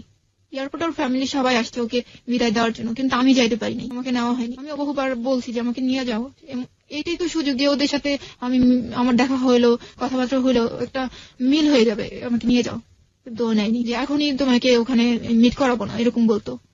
যাই হোক, চলে গেছে অস্ট্রেলিয়াতে। যাওয়ার পরেই আমাকে ফোন দিয়েছে যে আমি পৌঁছাইছি। এর মধ্যে কিন্তু ওর ফ্যামিলির সাথে আমার কোনো যোগাযোগ নাই। ও যে অস্ট্রেলিয়াতে চলে গেছে, আমাকে তারা যে রিং দিয়ে বলবে যে তুমি মন খারাপ করো না, বা তুমি থাকো, আমরা আসি, কোনো সান্ত্বনা, কোনো কিছুই আমার ছিল না। ও আমাকে ফোন দিত, ওর সাথে আমার কথা হইতো, এবং আমি ওর কাছ থেকে জানতে পারতাম যে ওর ফ্যামিলি এখন কি করতেছে, কোথায় আছে, কি মানে কেমন আছে, কি হইতেছে, এরকম আমি ওর কাছ থেকে জানতে পারতাম। কিন্তু ওর ফ্যামিলির সাথে আমার কখনো যোগাযোগ হয়নি। তো একটা বছর ও যে চলে গেল, ও আমাকে প্রতি মাসে 5 থেকে 10,000 টাকা দিত। এবং এই টাকা যেহেতু আমার বাবা একটু ঋণে ছিল, এই টাকা থেকে আমি চেষ্টা করলাম যে করতে, বাবার ঋণটাকে একটু হালকা করার জন্য। দেখা যেত যে আমার ভাইয়ের পড়াশোনাটার খরচ আমি বহন করতাম, আর না হলে বাসা ভাড়াটা আমি বহন করতাম, এরকম। তো এর মধ্যে আমি আমার বাবাকে রাজি করাই ফেললাম যে বাবা, তুমি একটা কাজ করো, যেহেতু জুয়েল বলছে যে একটা ভালো পরিবেশে গেলে ওর ফ্যামিলি চলে আসবে, তাহলে চলো আমরা আবার কোয়ার্টারটা নেই। অর্থনৈতিক যে হেল্প লাগে আমি করব, যা টাকা পয়সা লাগে আমি করব, তুমি একটা ভালো আবার বাসা নাও। তো আমার বাবা আমার কথাতে রাজি হয়ে গেল। তো বাসা নেওয়ার জন্য আবার দরখাস্ত করলো। দরখাস্ত করাতে অল্প দিনের মধ্যে আমাদের বাসাটা হয়ে গেল। তো আমরা বাসায় উঠলাম। বাসায় যখন উঠি তখন আমাদের কিছুই ছিল না, যা শুধু কাঁথা বালিশ, এই, আর আমরা 6 জন মানুষ। এই তো বাসাটা হওয়ার পরে যখন আমাকে টাকা দেওয়া শুরু করলো, তখন আমি আস্তে আস্তে একটু ফ্যামিলিটাকে মানে চেঞ্জ করার চেষ্টা করতেছিলাম, যে দেখি এখন একটু ভালো পজিশনে নেওয়া যায় কিনা। আমার ভাইটা তখন ইন্টার পাস করে ফেলছে। ওকে, ইন্টার পাস করে ফেলছে। তো 2006টা আমি এভাবেই টাকা নিতেছি আর ওকে বলতেছি যে আমি এই টাকাটা এই মাসে এই করতেছি। তো যখনই আমি ওর কাছে টাকার হিসাবটা দিতে যাই, একটা কথা কি যে না আমি জানো আমি এই হিসাবটা শুনতে চাই না। কেন শুনতে চাইবো না? না কেন শুনতে চাই না? এটা তোমার হাত খরচ টাকা, তুমি যা ইচ্ছা তুমি তাই করো, কিন্তু আমি এটা শুনতে চাইবো না। ওকে, এরকম। তো আমি কিন্তু প্রতি মাসে ওকে হিসাব দিতে চাইতেছি, কিন্তু ও নিতে চাইতেছে না। যাই হোক, তারপরে আমার ফ্যামিলিটা অনেকটা একটু ভালোর দিকে চলে আসছে। 2006 পার হয়ে 2007 চলে আসছে। জুয়েল দেশে আসবে। আমি তো অনেক হ্যাপি যে 1 বছর পর ও আসবে, খুবই খুশি। আমি ওরে আনতে যাব এরকম একটা চিন্তা ভাবনা ছিল যে আমি যাবো এয়ারপোর্টে, কিন্তু ও চলে আসছে, ওর ভাই নিতে আসছে ওকে। আমি তো যাইতেই পারিনি। আমাকে ফোন করছে যখন অস্ট্রেলিয়ার এয়ারপোর্ট থেকে ও উঠে, তখন আমাকে ফোন দিয়েছে যে আমি এখন উঠবো। যখন ও বাংলাদেশের এয়ারপোর্টে নামে তখন আমাকে রিং দিয়েছে যে আমি নামছি বা আমি দেশে আসছি। বাড়িতে চলে গেছে ওখান থেকে সোজা বগুড়াতে চলে গেছে। চলে যাওয়ার পর 7 দিন পর ও গাজীপুরে আসে, এবং এমন ভাবে আসে যে একটা জামাই শ্বশুর বাড়িতে যেভাবে আসে, অনেক কিছু মানে মিষ্টি ফল টল আবি যাবি এই সেই যা লাগে সবকিছু নিয়ে ও চলে আসছে আমাদের বাসায়। এর মধ্যে বাহির থেকে ও আমার জন্য তেমন কিছুই নিয়ে আসেনি। শুধু একটা শ্যাম্পু, একটা স্নো, একটা লোশন, মানে একটা 2টা নেল পলিশ, এরকম মানে ছোট মানুষরা যেরকম আর কি কসমেটিক ইউজ করে এরকম জিনিসপত্র আর কি নিয়ে আসছে। তো আমার ভাই বোন তো অনেক অনেক ভালোবাসতো ওরে, খুবই ভালোবাসতো। খুব খুশি ওদের দেখার পর যে অন্যরকম হয়ে গেছে, ওর চুলগুলো অনেক বড় বড় হয়ে গেছে, মোটা হয়ে গেছে, অনেক খুশি ওদের দেখার পর। তো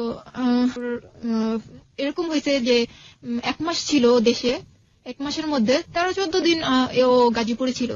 আপনাদের ওখানে টানা না, মনে করেন যে 2-3 দিন পর একদিন আসছে 2 দিন ছিল, বা একদিন পরে আসছে 2 দিন ছিল, এরকম করে 13-14 দিন আমাদের এখানে ছিল, আর বাকিটা সময় বাড়িতে ছিল। এখানে ভালোই ছিল, একদমই ভালো। ওরে নিয়ে আমি ঘুরতেও গেছি, আমার নানির বাড়িতে গেছি, তারপর আমাকে মেলা নিয়ে গেছে, আমাকে ঘুরতে নিয়ে গেছে, এখানে সেখানে নিয়ে গেছে, আমার বোনকেও সাথে নিয়ে গেছে, ভাইকেও নিছে, সবার সাথে সময় দিছে, সবাইকে সময় দিছে ও। এবং আমার আব্বু আম্মুরে এমন বোঝাইছে, আমার আব্বু আম্মু ওরে ছাড়া অনেক কিছুই বোঝে না। তো তার মনটা মনে হয় যে কি জানি, এটা মানে জাদু, যে ও জাদু করছে আমার ফ্যামিলিটাকে, এত মানে ভালোবেসে ফেলছে আমার ফ্যামিলি। তো একটা মাস কিভাবে যে দেখতে দেখতে কাটা গেল, ওর যাওয়ার সময় হয়ে গেছে, ও আবারও চলে গেল। এবারও আমি চাইছিলাম যে আমি যাবো ওর সাথে, এবার আমি যেতে পারিনি, নেনি। এবারও আসার পর কিন্তু বলা হয়েছিল যে তুমি আবারও চলে যাচ্ছ, মেয়েটা এখানে তুমি ওরে এই করো, রাইখা যাও, অন্তত ঘুরাইয়া নিয়ে আসো একবার। হ্যাঁ, তুমি যখন আসছো একবার না হয় তোমাদের বাড়িতে ঘুরাই নিয়ে আসো। অস্ট্রেলিয়াতেও কি করতো? অস্ট্রেলিয়াতেও পড়াশোনা করতো, প্লাস একটা জব করতো। ওকে, ঠিক আছে, অ্যাজ ইউজুয়াল। ওকে, যেটা বলছিলেন যে ঘুরে নিয়ে আসার কথা হচ্ছিল। তো আমার আম্মু বলতো যে তুমি একবার না হয় একবার ঘুরাই নিয়ে আসো তোমাদের বাড়ি থেকে, বাড়িটা একটু দেখে আসুক, সবাইকে একটু চিনা জানা আসুক, ওখানে না থাকলো তুমি নাই, ওখানে না থাকলো তুমি এমনিতে একটু ঘুরাই নিয়ে আসো। বেশি একটা আগ্রহ ছিল না আন্টি থাক, এখানেই থাক, ওখানে ওর মন ভালো লাগবে না, খারাপ লাগবে এই সেই। 6-9 বোঝ দিল আমার আম্মু, ঠিক তাই বোঝা, ঠিক আছে ওকে। 2007 চলে আসলো, আমার পরীক্ষা পৌঁছে লাগলো, আমার পরীক্ষা শুরু হলো, এসএসসি পরীক্ষা। তখন আমি একটু অসুস্থ ছিলাম, খুব জ্বর ছিল আমার, এই অবস্থায় আমি পরীক্ষা দিয়েছি। ও চলে গেছে, ওর সাথে আমার কন্টিনিউ যোগাযোগ আছে, রেগুলার যোগাযোগ। দেখা গেছে একদিনে 3-4 বার ফোন দিত আমারে, 3-4 বার ফোন দিত। খাওয়ার টাইমে দুপুরে লাঞ্চের সময় ওকে ফোন দিতেছে, খাইছো? হ্যাঁ খাইছি, এরকম। রাত্রেবেলাও ফোন দিত, খাইছো? হ্যাঁ খাইছি। পরীক্ষা কেমন হলো? এরকম জানতো। 3-4 বার তো ফোন দিতই, একদিনে দিত। তো কথা বলতাম, গল্প করতাম, ফোন দিলে ঘন্টা কথা বলতাম, শেষ হইতোই না। যখন অনেক কথা বাকি আছে এরকম কথা বলতেই থাকতাম। যাই হোক, তারপরে 2007 আমার পরীক্ষার রেজাল্ট বের হয়ে গেল যে আমার অঙ্কে খারাপ হলো। আমি বললাম যে আমার অঙ্কে তো খারাপ হয়েছে। ও বললো যে কিছু হয়নি, সমস্যা নেই, আবার দিবা, অঙ্কটা আবার দিবা। তোমার আচ্ছা ঠিক আছে, অঙ্কটা আবার দিব। যাক, এই 7টা এইভাবে ফোনে কথা বইলা সময় কাটাইয়া পরীক্ষা দিয়ে এরকম করে চলে গেল। কিভাবে যে চলে গেছে, 2008 সাল চলে আসছে, এইবার কিন্তু একটু অন্যরকম হয়ে গেল। 2007 যখন ও দেশে আসছে, তখন কিন্তু বরাবর আমাকে ফোন দিয়ে আসছে যে আমি কিন্তু এই তারিখে আসবো, বা আমি এই যে অস্ট্রেলিয়া এয়ারপোর্ট থেকে উঠতেছি, আমি ভেতরে ঢুকতেছি, এখন ফোনটা অফ করব, এরকম বলতো। এইবার একটু অন্যরকম হয়েছে যে ও আমাকে বলেইনি যে ও কবে আসবে, ও শুধু বলছে আমি দেশে আসতে পারি। ওকে। হ্যাঁ, যে আমি কবে আসবো এই তারিখটা কিন্তু আমাকে বলেনি। যখন ও অস্ট্রেলিয়ার এয়ারপোর্টে আসে তখন আমাকে বলে যে আমি আজকে আসবো, আমি আজকে প্লেনে উঠতেছি। আমি তো পুরো অবাক, আমি এক প্রকার কষ্টই পাইছি যে আমাকে জানালো না, এখনো উঠতেছে, এখনো আসবে এরকম। তো আবার সেই ঢাকায় নেমে তারপর আবার ফোন দিল যে আমি আসি, আমি নামছি এরকম। তারপরে আমি বললাম এরকম সময় নামছে যে ভোর 4টা, তখন ও নামছে। তখন ও গাজীপুরের দিকে রওনা দিতে পারতো তখন রওনাটা। তখন ও বলল কি যে আমি এখন আমার এক ফ্রেন্ড আছে সুব্রত নাম, ওর বাসায় থাকবো ঢাকায়, পরের দিন আমি চলে যাব বাড়িতে। তো তখন আমি জোর করিনি যে তুমি বন্ধুর বাসায় কেন থাকবা, তুমি গাজীপুরে চলে আসো, এয়ারপোর্ট থেকে গাজীপুরে যেতে কতক্ষণ লাগবে, চলে আসো, এটা আর বলিনি। তো ওকে ঠিক আছে। কিন্তু পরের দিন সকালেই কিন্তু ওর বাড়িতে যাওয়ার কথা, পরের দিন সকালে ও বাড়িতে যায়নি, সারাদিন ঢাকায় ছিল। সারাদিন ঢাকা থেকে সন্ধ্যার পরে ও গাড়িতে উঠছে, আমাকে বলেনি, এখানে বলেনি এবং আপনার বাসায় সে আসেনি। সে আসেনি, বলেওনি আমাকে যে আমি সন্ধ্যার পরে উঠছি। যখন ও আমাকে ফোন দিল তখন আমি একটু বাহিরে একটু চিল্লাচিল্লির মধ্যে ছিলাম। তো তখন আমি ওকে জিজ্ঞেস করলাম যে তুমি কি ওঠো নাই, তুমি কি বাসে ওঠো নাই? বলে যে হ্যাঁ আমি তো বাসে। কিন্তু তখন ও ঢাকায়, ও কিন্তু গাড়িতে উঠছে সন্ধ্যার পরে। তখন আমি যখন সন্ধ্যার পরে রিং দিছি তখন ও বলতেছে যে আমি এখনো পৌঁছাইনি। আমি বললাম তুমি না কখন রওনা দিছো, তুমি এখনো বগুড়া পৌঁছাও নাই? যে না আমি এখনো পৌঁছাইনি। তুমি রওনাটা দিছো কখন? সন্ধ্যার পরে।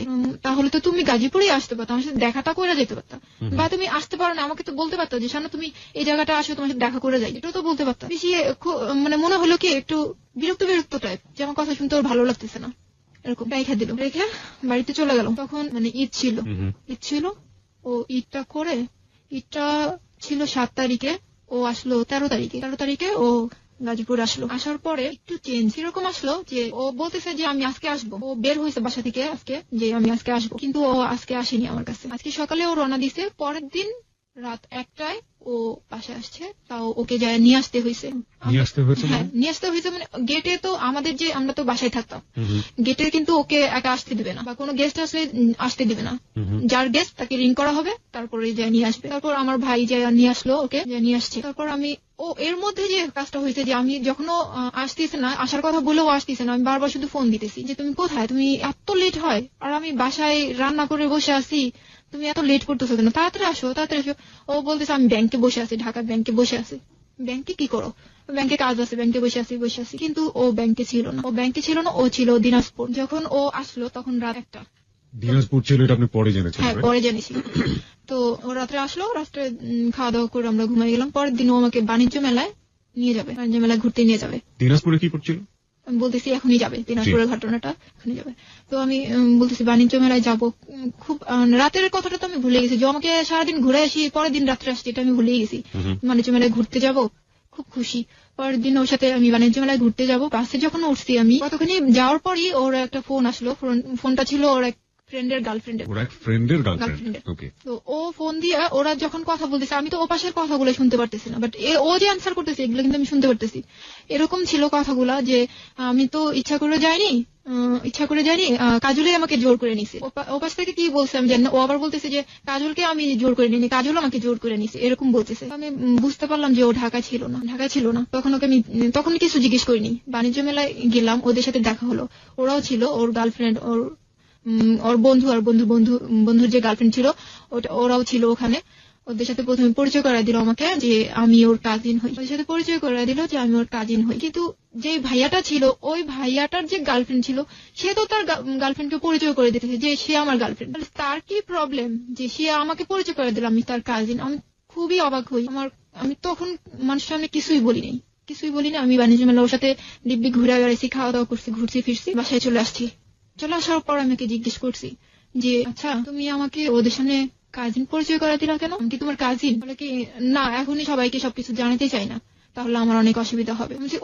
ও যেহেতু ওর গার্লফ্রেন্ডকে পরিচয় করেছে, তুমি তো বলতে পারতা যে এ আমার গার্লফ্রেন্ড। তুমি বউ পরিচয় না করাই দিলাম, তুমি তো বলতে পারতো যে এ আমার গার্লফ্রেন্ড। নাকি না, এটার অনেক প্রবলেম হবে, আমি অস্ট্রেলিয়াতে থাকি, আমার অনেক প্রবলেম হবে, আমি এখনই কিছু জানাতে চাই না, আমি যে বিয়ে করছি এটা আমি এখনই জানাইতে চাই না, এরকম একটা বোঝ দিল আমাকে। তো আমি তাই বোঝমাই না, ওর কথা মতো চুপচাপ আর কোনো কথা বাড়াইলাম না। কথা বাড়ালে ঝগড়া হবে, এর জন্য কথা আর বাড়াইলাম না। ও আমার সাথে এত মিথ্যা কথা বলে। আমরা সবাই টেলিভিশন দেখতেছি একসাথে বসে, এর মধ্যে ওর ফোন আসছে। ফোন আসার পর ও কি করলো, ও সবার সামনে থেকে উঠে বাহির রুমে যায়, দরজাটা আটকায়া কথা বলতেছে। এর মধ্যে আমি আবার উঠে যে ওর রুমে যাওয়ার জন্য দরজা ধাক্কা দিলাম, দেখি দরজা আটকানো। আমি ভাবলাম যে কি ব্যাপার, দরজা আটকায় কার সাথে কথা বলে। আমি অত বেশি মানে অবিশ্বাসের কিছু ছিল না।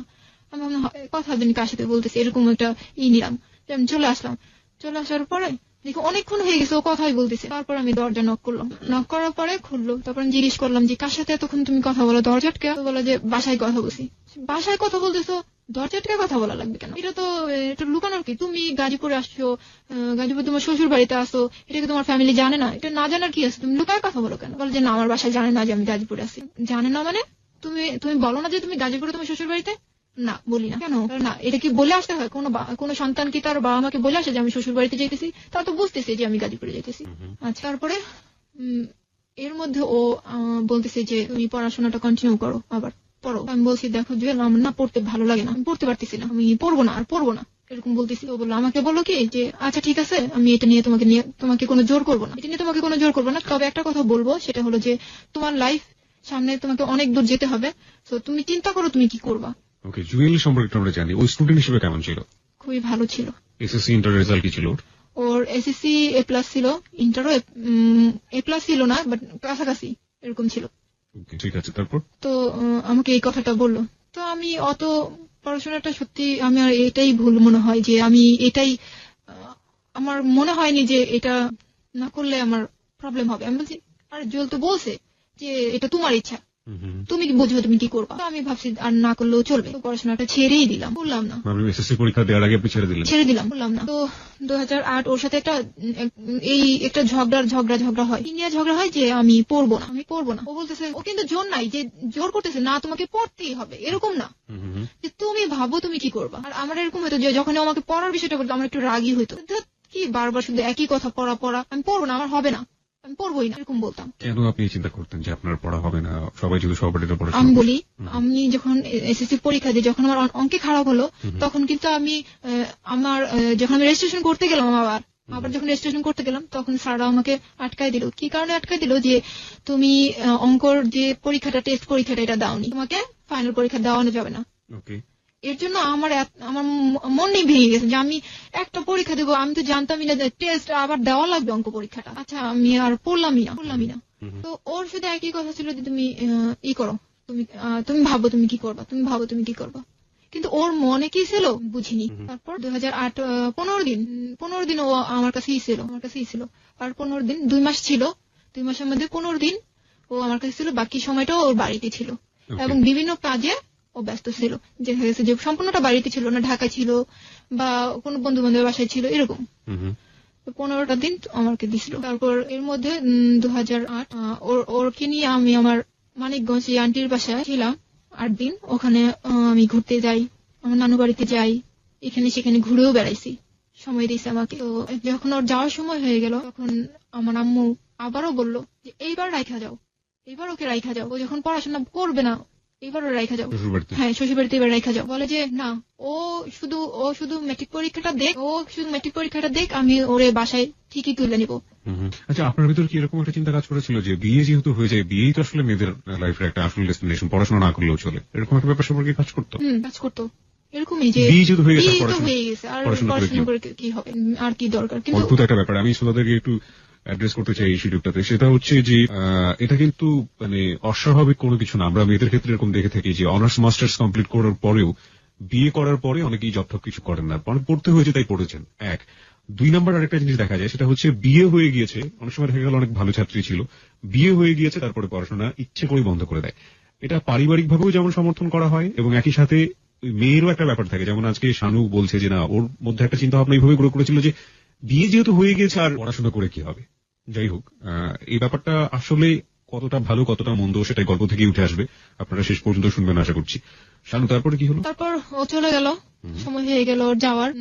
2 মাস দেশে থাকার পর ও চলে যাওয়ার পর যেটা হলো যে আমার যে নাম্বার ছিল, বাঙালি নাম্বার, সেটাতে অস্ট্রেলিয়া থেকে একটা মেয়ে ফোন দেওয়া শুরু করলো। আপনার নাম্বারে? হ্যাঁ, আমার নাম্বারে। আমি এর আগে একটা কথা বলিনি, সেটা হলো যে যখন আমি একটা গ্রামীণ নাম্বার ইউজ করতাম প্রথম, তখন আমার নাম্বারে একটা ফোন আসছিল, তখন আমাকে পরিচয় দেয়নি, যা শুধু বলছিল যে আমি অস্ট্রেলিয়া থেকে।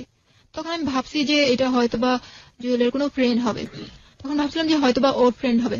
তারপর যখন আমি জুয়েলকে জিজ্ঞেস করছিলাম যে আচ্ছা তোমার কি কোনো ফ্রেন্ড আছে এরকম দুষ্টামি করে, আমাকে ফোন দিছিল একটা মেয়ে। তো বললো যে তুমি এক কাজ করো, কোথা থেকে কোন মেয়ের কোন কাহিনী শুনছো, কি শুনছো না শুনছো, তুমি এক কাজ করো, তুমি নাম্বারটা চেঞ্জ করে ফেলো।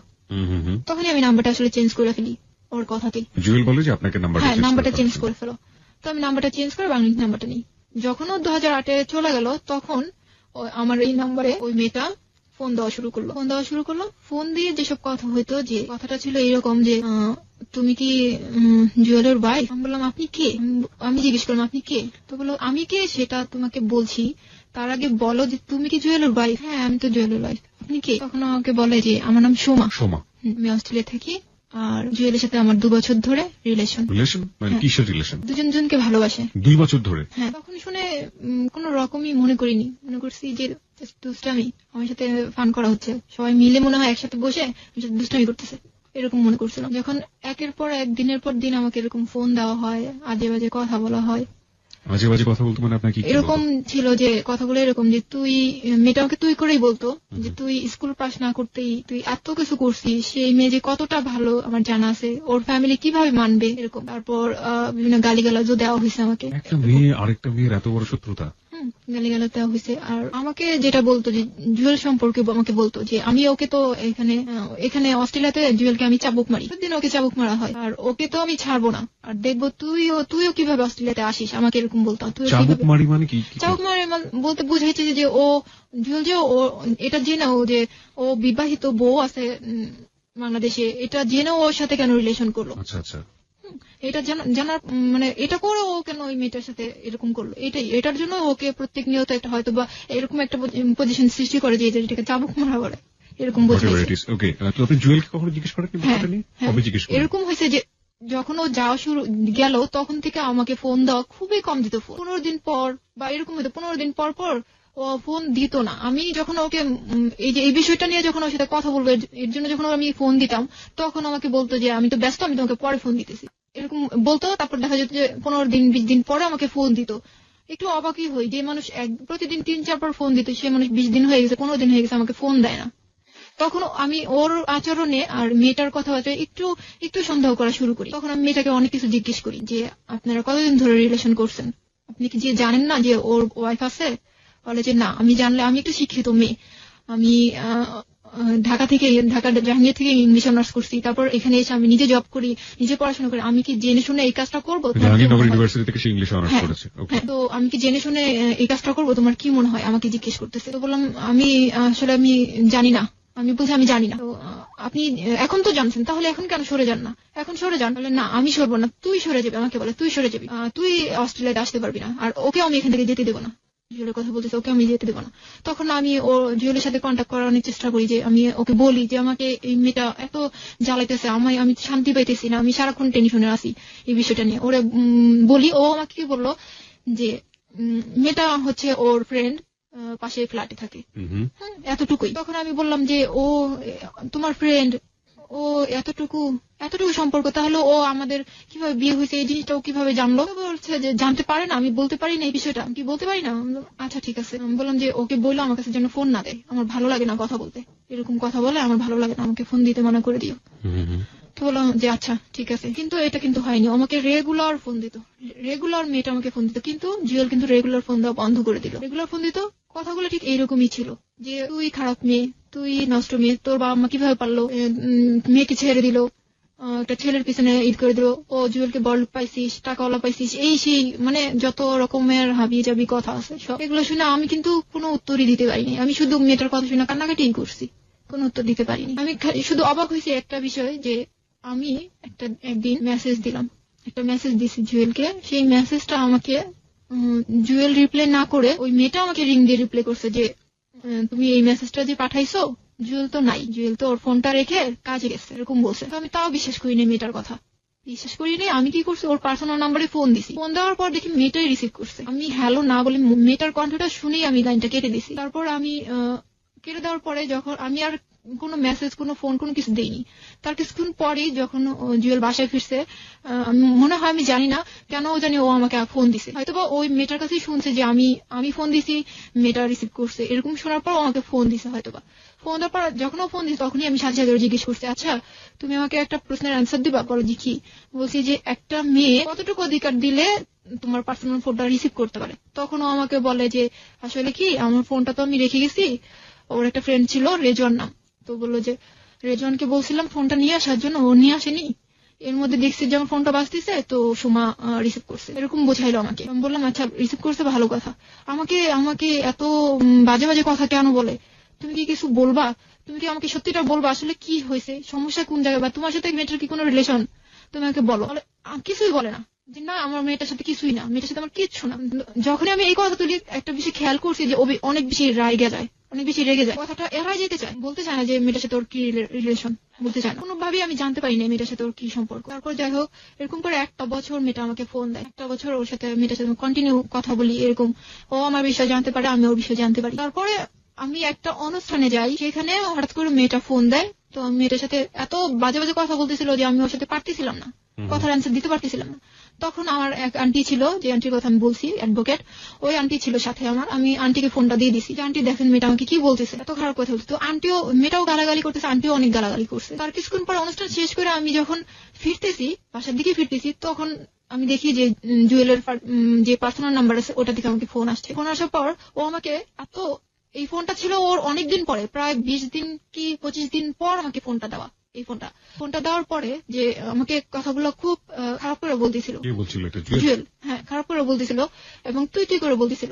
হ্যাঁ, ফার্স্ট টাইম আমাকে তুই করে বলতেছিল। আমি ওরে কিছুই বলিনি, কিছুই বলতে পারিনি। আমি শুধু বলছি যে আমি মেয়েটাকে গালাগালি করছি সেটা তোমার লাগছে, আর মেয়েটা যে আমাকে এত কিছু বলছে, আমি যে তোমার কাছে এতবার বললাম যে মেয়েটা আমাকে এত কিছু বললো, সেটা তোমার একটুও লাগলো না? আমি তোমার ওয়াইফ, ও আমাকে এত কিছু বলছে, সেটা আমি তোমার কাছে বললাম, তুমি সেটা নিয়ে কোনো প্রতিবাদ করলো না। আর মেয়েটাকে আমি বকা দিছি, সেটাতে তুমি আমাকে এরকম গালাগালি করতেছো। বলে যে, তখনই আমাকে ফার্স্ট বললো যে তুই এখনো পেপারটা হাতে পাস নাই। বললাম যে কিসের পেপার? তো তখনই আমাকে বললো যে পাবি, জলদি তুই একটা পেপার পাবি। যেদিনই কথা বলার পর ওর কথা সহ্য করতে না পেরে আমি এক প্রকার লাইনটা কেটে দিই, কথা বলতে চাই না, বাসায় চলে আসি। সারাক্ষণ একটা টেনশন যে কি হইতেছে। আর দেখা যাচ্ছে মিনিটে মিনিটে আমাকে ফোন দিত মেয়েটা, হ্যাঁ, একটু পর পর ফোন দিত। একদিন ফোন দিছে, ফোন দেওয়ার পর দেখি যে ও আমাকে বলছে যে তোর মেয়েটা বলতেছে তোর জুয়েল বাবার সাথে কথা বলিস না এখন, এরকম বলতেছে। এখন আমিও বলছি যে যদি তোর সাহস থাকে তাহলে তুই তোর জুয়েল বাবাকে ফোনটা দে, এরকম বলছি আমি। তো ফোনটা না দিয়ে দুজন, ওই ফোনটা কাটিনি, নায়িকা রেটে ওরা দুজন ওখানে ঝগড়া করতেছে, আমি শুনতেছি। দুজনেই খুব ঝগড়া করতেছে, তুই তোমার এই করে কথা বলতেছে, আমি এগুলো শুনতেছি। তখন আমি আবার রিপিট করেন ওই জায়গাটা, দুজন ঝগড়া করতেছে। হ্যাঁ, দুজন ঝগড়া করতেছে, ফোনটা কিন্তু কাটিনি, আমি শুনতেছি এ পাশ থেকে যে ওরা ঝগড়া করতেছে এবং দুজনে তুই করে কথা বলতেছে, আমি শুনতেছি। তখন আমি বুঝতে পারলাম যে ওরা একসাথেই থাকে এবং একসাথে ওরা বসবাস করতেছে, ওদের মধ্যে অবশ্যই কোনো রিলেশন আছে। তখন আমি বুঝতে পারছি। তারপর আমি ওদের ফোনটা কেটে বাসায় আসি, বাইরে ছিলাম আমি। বাসায় এসে তারপর আমি আম্মুকে সেদিন আমি সব বলছি, আম্মু আমাকে এই মেয়েটা আমাকে ফোন দেয় এবং এগুলো কথা বলে। তো আমার আম্মু বলে তুমি জুয়েলকে বলছো? বলছি, জুয়েল আমার সাথে এই করতেছে, জুয়েল আমাকে এই ভাষায় কথা বলছে, আমাকে এই গালিটা দিছে, আমি এরকম বলছি। তখন আমার মা ওর সাথে কথা বলার জন্য অনেক চেষ্টা করছে, কিন্তু যখনই আমি ফোন দেই ও তো ফোন দেওয়া বন্ধই করে দিছে, ও টোটালি ফোন বন্ধ করে দিছে, যে আমাকে আমার ফোন দিবেই না। আমি অনেক চেষ্টা করছি ওর সাথে কথা বলার জন্য, অনেক ফোন দিছি। দেওয়ার পর ও ফোন রিসিভ করলে ও যখনই দেখে যে আমার ভয়েসটা, তখনই ও লাইন কেটে দেয়, যখনই আমার ভয়েসটা শুনে তখনই ও লাইনটা কেটে দেয়। তারপর আমার কিছুতেই যোগাযোগ করতে পারি না, না আমার বাবা মার সাথে কথা বলে দিতে পারতেছি, না আমার সাথে কথা বলে।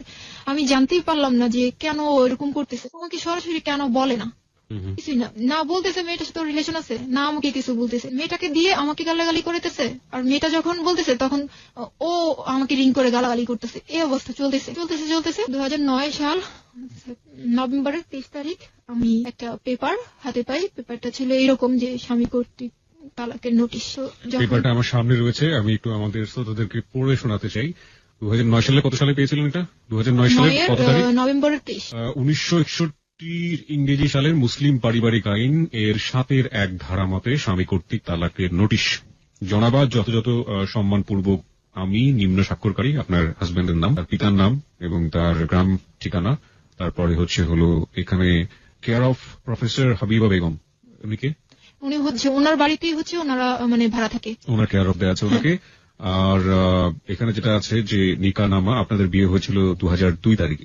না, এটা এখানে একটা কথা আছে, যেহেতু ও বিয়ের তারিখটা ঠিক মতো লিখতে পারে না। আর এখানে যে কাজটা হয়েছে, ও যে তারিখটা দিচ্ছে, তালাকের তারিখটা, সেটা হচ্ছে 2008 যখন ও দেশে আসছে, যখন ও এখান থেকে যায়, সেই তারিখটা কিন্তু ও দিয়ে তালাকটা পাঠাইছে, কিন্তু পেপারটা কিন্তু আমি টানা 1 বছর পর পাইছি। আচ্ছা, তার মানে ও দেশে এসে যখন আপনার সাথে ভালো ব্যবহার করেছে তখন কিন্তু ওই পেপারটা ও সাইন করছে, মানে ও দেখাইছে যে ওই তারিখে যাওয়ার সময় আমি এই তালাকটা দিয়ে গেছি। এখানে যে রেজিস্টার অফিসের আমি সিল সাপোর্টটা পাচ্ছি, সেটা হচ্ছে ডেমারিয়া থানা, কেরানীগঞ্জ জেলা।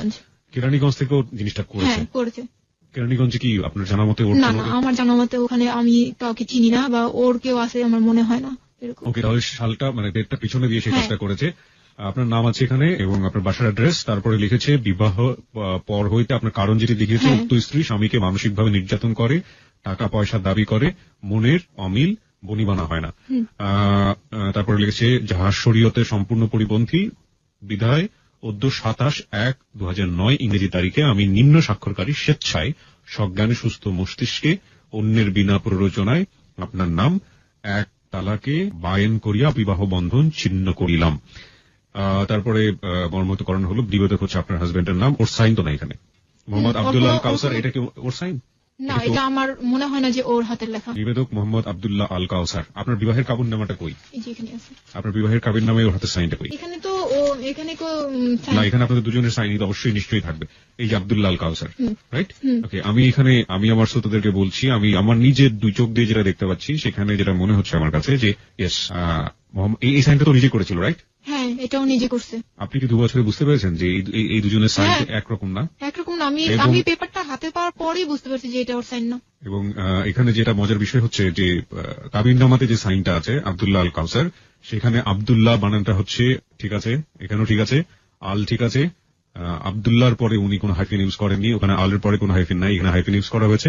কাউসার বানানে ও লিখেছে কয় আকার রস্যৌ মূর্ধন্য শয় আকার আর বয়শূন্য র। কিন্তু তালাক নামাতে দেখলাম কাউসার বানানে লেখা হয়েছে কয় আকার ও, এখানে রস্যৌটা নেই এবং হাতের লেখার মধ্যে কোনো মিল নেই। তার মানে এটা আপনার হাজবেন্ডের সাইন না, কিন্তু আপনার হাজবেন্ড যে কোনো কাউকে দিয়ে এই কাজটি করিয়েছে। এবং এখানে কেরানীগঞ্জ থানার সিলসাপো সরকারি অফিসারে যেটা থাকার কথা সেটা এখানে আছে। কি স্টোরির মুখোমুখি হয়েছে বাবা আজকে। ওকে, তারপরে এটা পাওয়ার পরে কি হলো, কি করলেন? এটা পাওয়ার পরে আমি তো যখন হাতে পাই তখন তো মানে হয়ে গেছে, একদমই শক্ত হয়ে গেছি। কি করব কিছুই বুঝতে পারিনি। ওর সাথে যোগাযোগের অনেক চেষ্টা করছি, ওর ফ্যামিলিতে যোগাযোগের চেষ্টা করলাম। ওর ফ্যামিলিতে কি হয়েছে যে ওর বাবা মার সাথে আমাকে কথা বলতে দেয় না। আমি যে নাম্বারটাই ফোন দিতাম সেই নাম্বারটা ব্যবহার করতো ওর ভাই, ওর বড় ভাই। ওর ভাইকে যখন আমি ফোন দিলাম, আমি তখন বললাম যে আমাকে একটু মাকে দেন, আমি একটু কথা বলবো, আমার মার সাথে একটু কথা আছে। তখন বললো যে যা বলার তুমি আমার সাথেই বলো। বড় ভাইটা বললো যা বলার তুমি আমার সাথেই বলো। আমি বললাম যে আপনার ভাই এরকম করার মানে কি, মানে তার সাথে তো আমার কিছুই হয়নি, না ঝগড়াঝাটি কিছুই হয়নি, তাহলে হঠাৎ করে পেপার পাঠায় দিল। আমি তো কিছুই বুঝলাম না কি হয়েছে, আপনাদের সাথে কি কিছু বলছে বা আপনারা কি জানেন, এরকম জিজ্ঞেস করলাম। তো ভাইয়ের অ্যান্সারটা ছিল এরকম যে তোমরা জানো যে তোমাদের মাঝে কি হয়েছে সেটা তোমরা জানো, আমরা জানি না, এরকম অ্যান্সার।